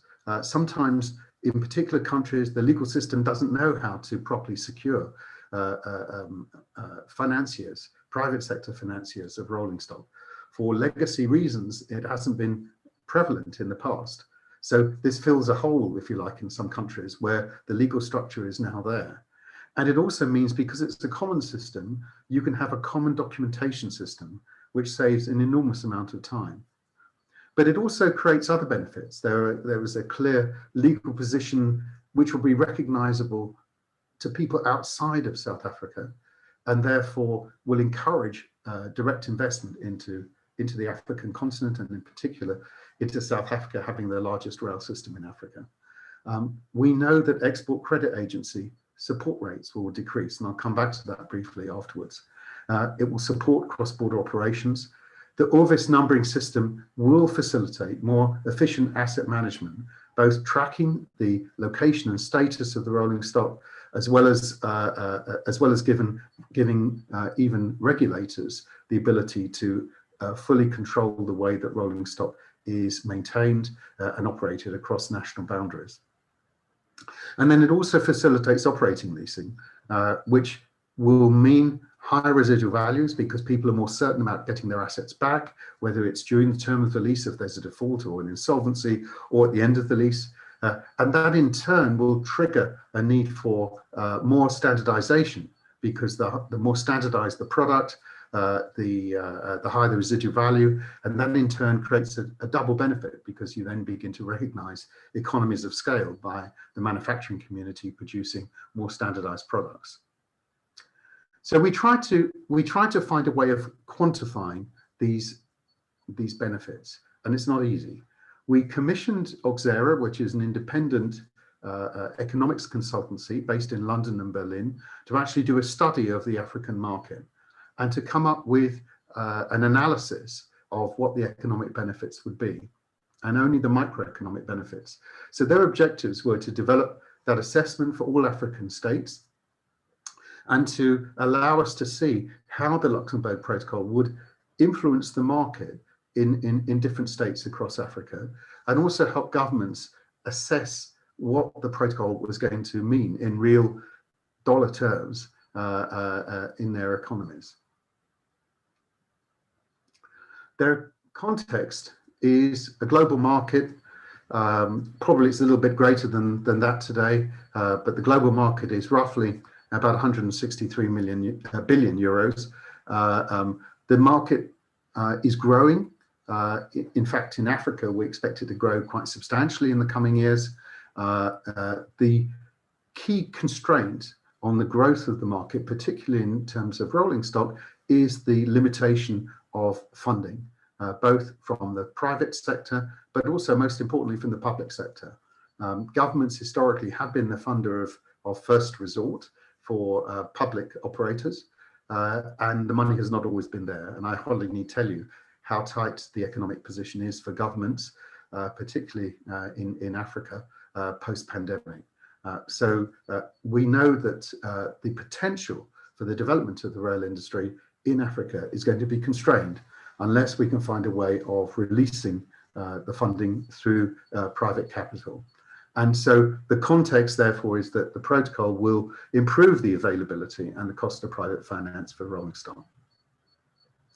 So the study focused on direct micro-level economic benefits.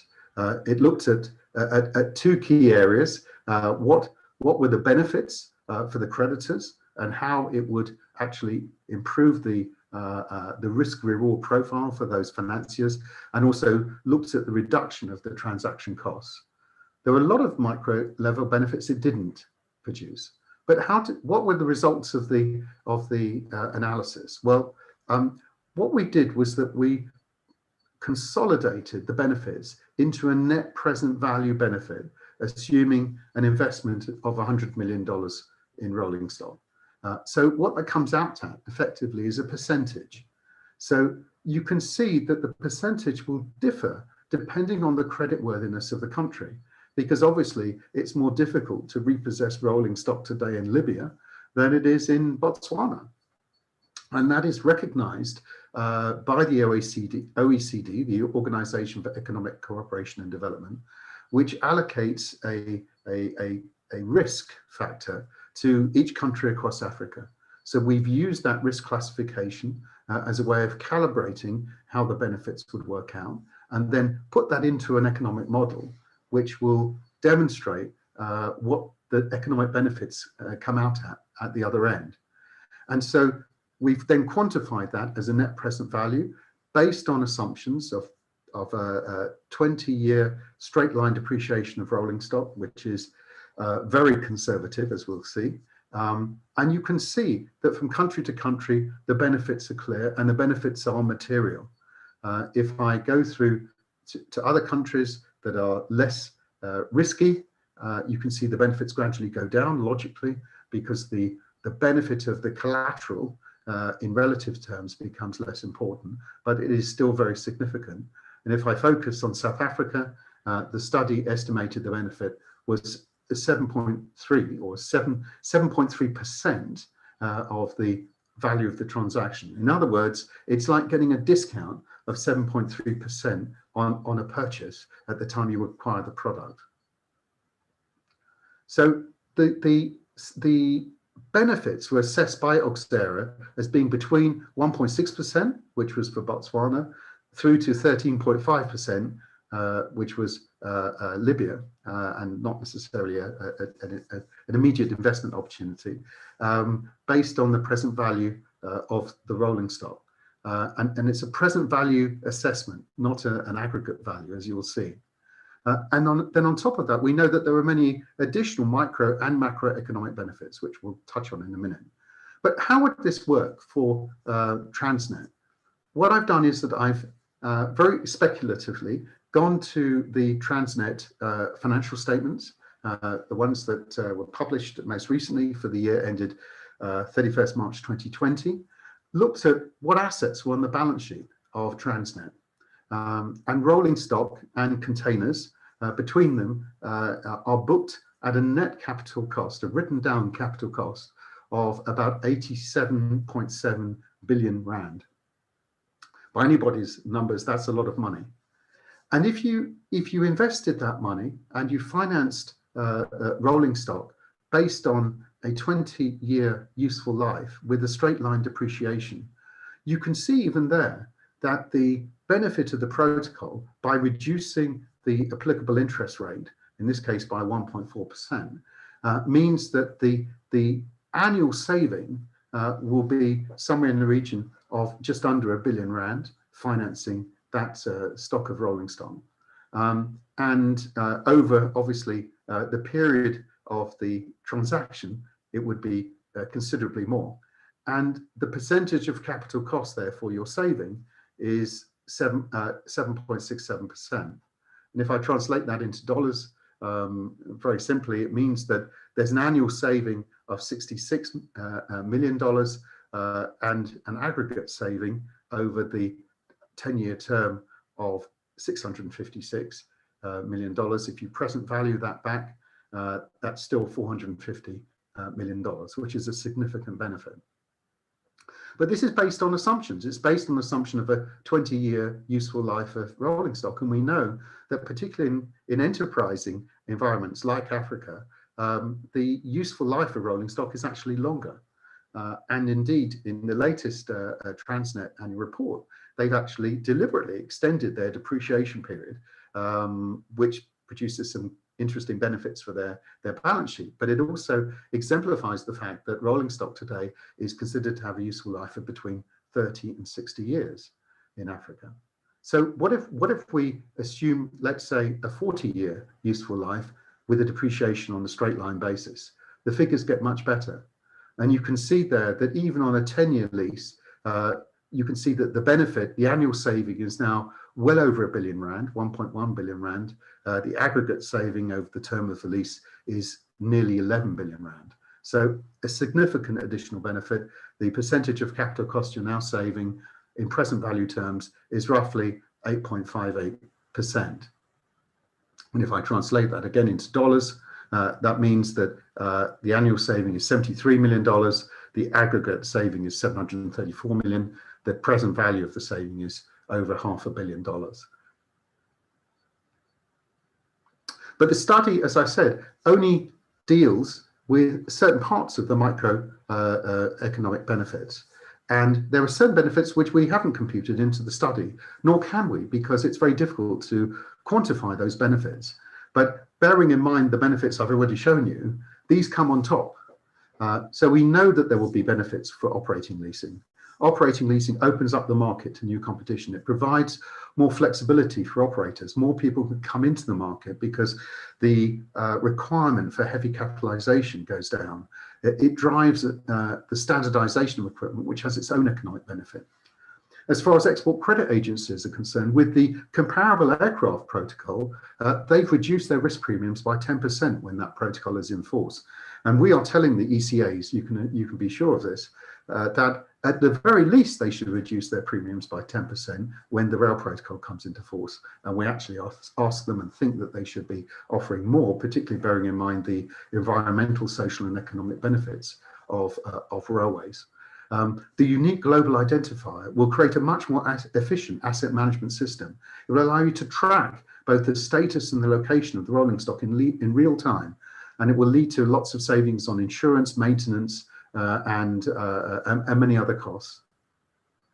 And the registration of creditor claims provides creditors protection, yes, but not only for them, also for operators, also for other parties that have interests in rolling stock, if the claims are registered in a publicly accessible registration system, then that will provide them with a lot more comfort.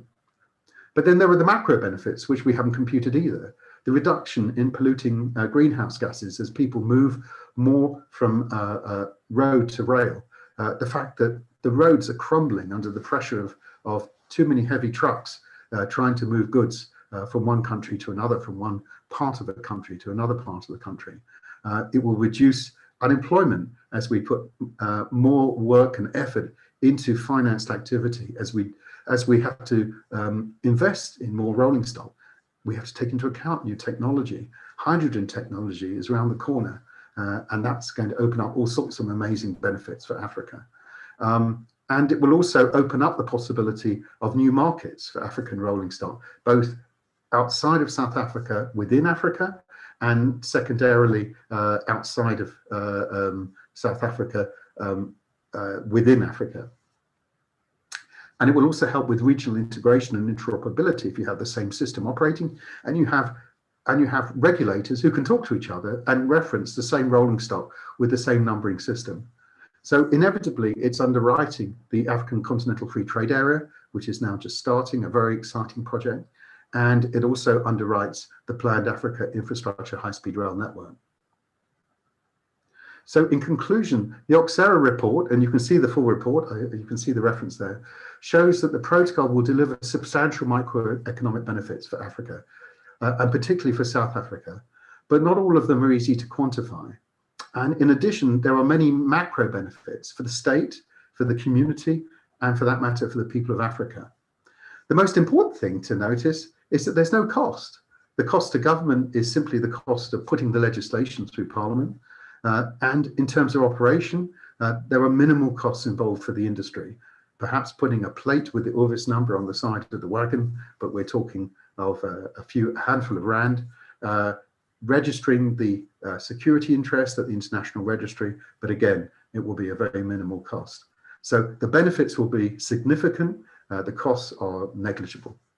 So adopting the protocol can only be a win-win position for the public and the private sector. But we need your help. We need everybody to be telling government, you've got to move forward. This is such an easy win. You've got to move forward and adopt the protocol. We've got to use South Africa as the thought leader. Other countries will follow South Africa. Inevitably, with the largest economy in Southern Africa, with the largest rail system in Africa, if South Africa chooses to move forward to adopt the protocol, this will be highly influential for other countries and will create that regional integration much more quickly. And we know that South Africa is very close to signing.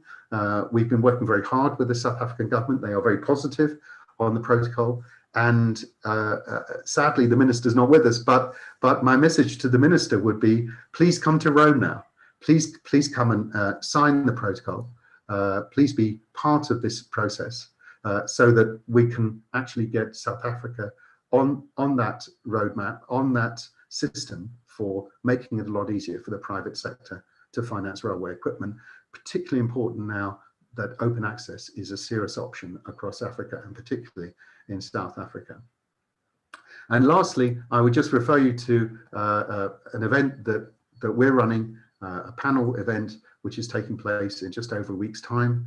You can see some very distinguished speakers there, who will give you a very interesting overview of the protocol, how it works holistically, and at the same time looking at the practicalities of the Luxembourg Protocol and how it's an important tool in the fight against climate change, and a way of relieving government of the need to spend money on rehabilitating and developing its rail infrastructure and rolling stock at a time of serious financial and economic difficulties for governments.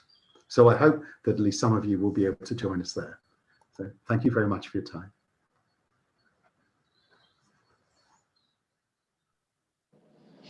Howard, thank you very much. You know, it's so seldom that one comes across something like this that really is a win-win at every level. And you know, that's why at ARIA we are so behind this, particularly with the potential increase in investments that we're going to see in South Africa into movable assets and rolling stock into the future. A couple of questions, Howard, that have come through in the past that I think can debunk some of the concerns that have been raised incorrectly about the protocol. Can you just elaborate and explain that the protocol is completely agnostic to the technology that the protocol applies to, and so it doesn't dictate European or American or Chinese technology in any shape or form? Not at all. It is applicable to all railway rolling stock wherever it's produced, and that's why it's such an amazing opportunity for South Africa, because as the designated manufacturing hub for Africa, it needs to be able to supply its rolling stock to other countries across Africa. And the problem is they haven't got any money. The governments don't have the cash to actually buy the rolling stock. So if you can use the protocol to bring in the private sector to provide the funding, not only does it help the local rail system develop and to create a much more environmentally friendly mechanism for transporting goods and people around their individual country, but it also creates a benefit for the manufacturing capability in South Africa, because it allows the manufacturers to sell their products. Yeah, absolutely. How the next concern that has been raised in the past is the administrative burden of having to register the assets with the central registry. Can you please just run through that and also debunk that as a concern? Yes. First thing to say is that the aircraft protocol has been operating successfully for the last 15 years. It originally started in 2006. And it's now taken well over 1 million registrations. There is a system, therefore, that's already been established. Obviously, you have to have a digital signature system, because not everybody can be allowed to register unless their identity is verified. But once you have accepted operators who have been accepted by the registry as an authorized party, then it is very easy. Everything is done on a non-touch the side system. Everything is done through electronic forms. There is no human intervention, and the registry is the first to register system. So you describe your interest, you fill out the form. It takes perhaps 5 minutes. File the form. There's a fee to pay, small fee, and then you're done. And then you get back your certificate automatically from the registry as it's registered, stamped with the time when the international interest is actually registered. So it's a very simple system. It won't take a lot of time. It's not an administrative burden. My office, you know, in my real life, I run a law firm. My office is doing this all the time. It takes very little time to do it. And Howard, then as we move to the fee, because the next concern would be that this is that has again incorrectly been raised, that this is some sort of a Western capitalist venture in order to raise a significant amount of fees. Can you please also debunk that concern for us?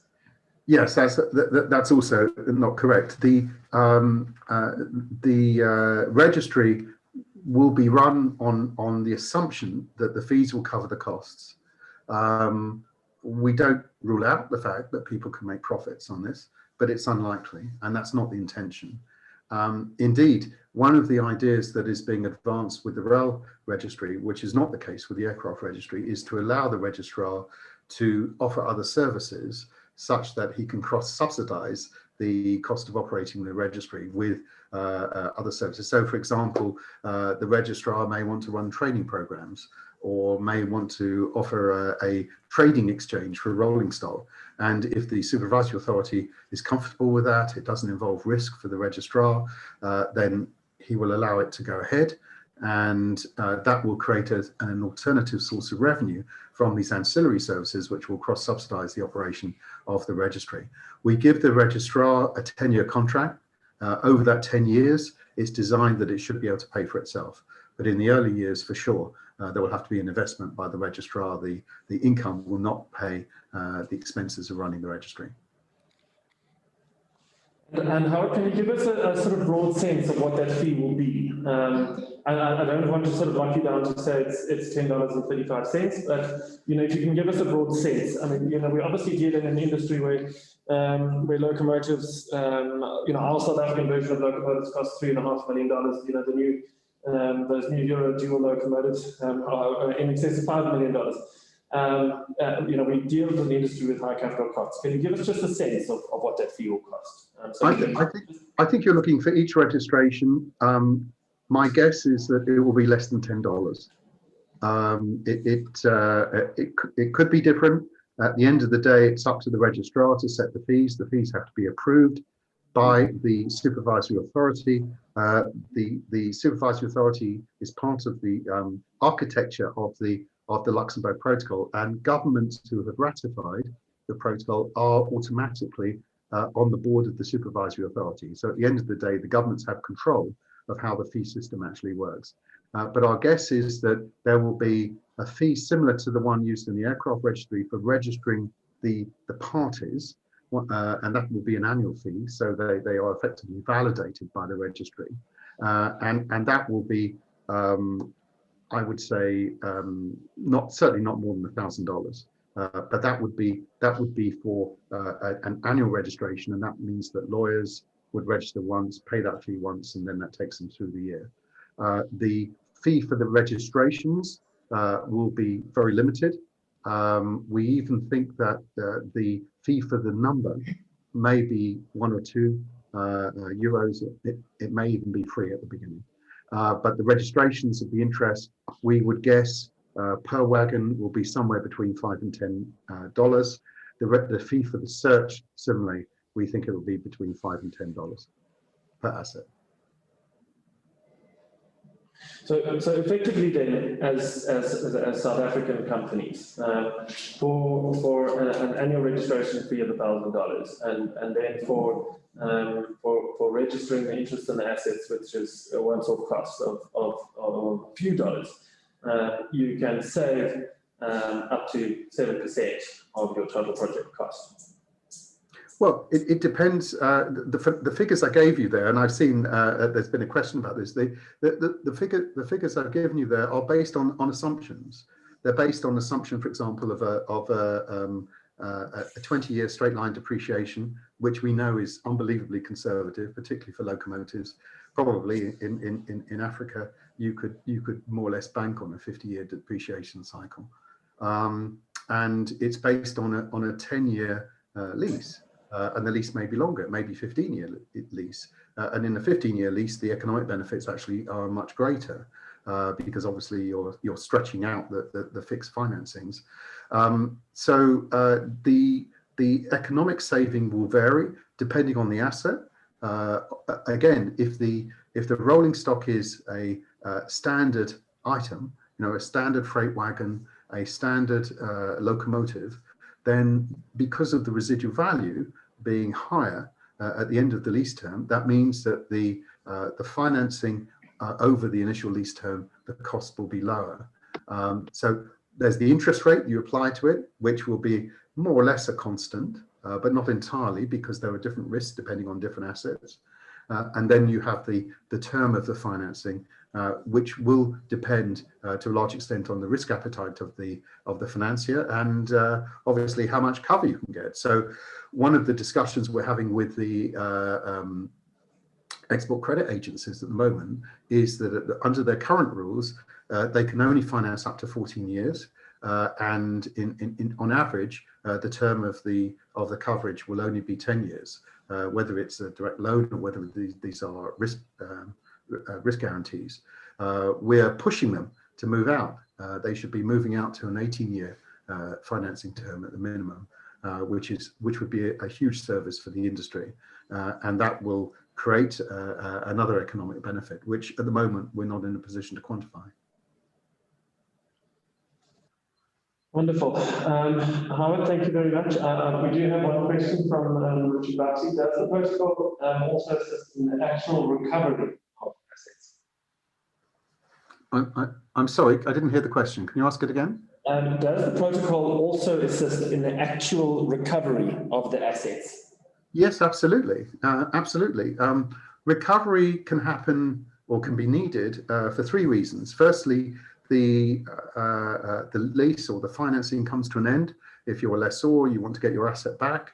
But of course, both for lessors and for secured financiers, the biggest concern is what happens if there's a default, if suddenly the payments are not being made, or even worse, if there's an insolvency where you have to negotiate your way to get your asset back. Now, in both cases, the protocol following the Cape Town Convention system creates a model for requiring the redelivery of the rolling stock. And in certain cases, governments are required to provide whatever assistance they can to ensure that the equipment is properly recovered.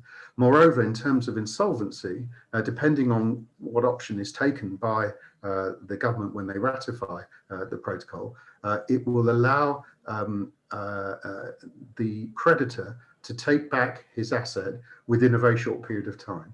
Either it will be self-help completely, or more likely, it will be a system where the government has to assist the recovery of the asset over a short period of time, unless there's an objection and it goes to court, in which case the creditor then has to be indemnified.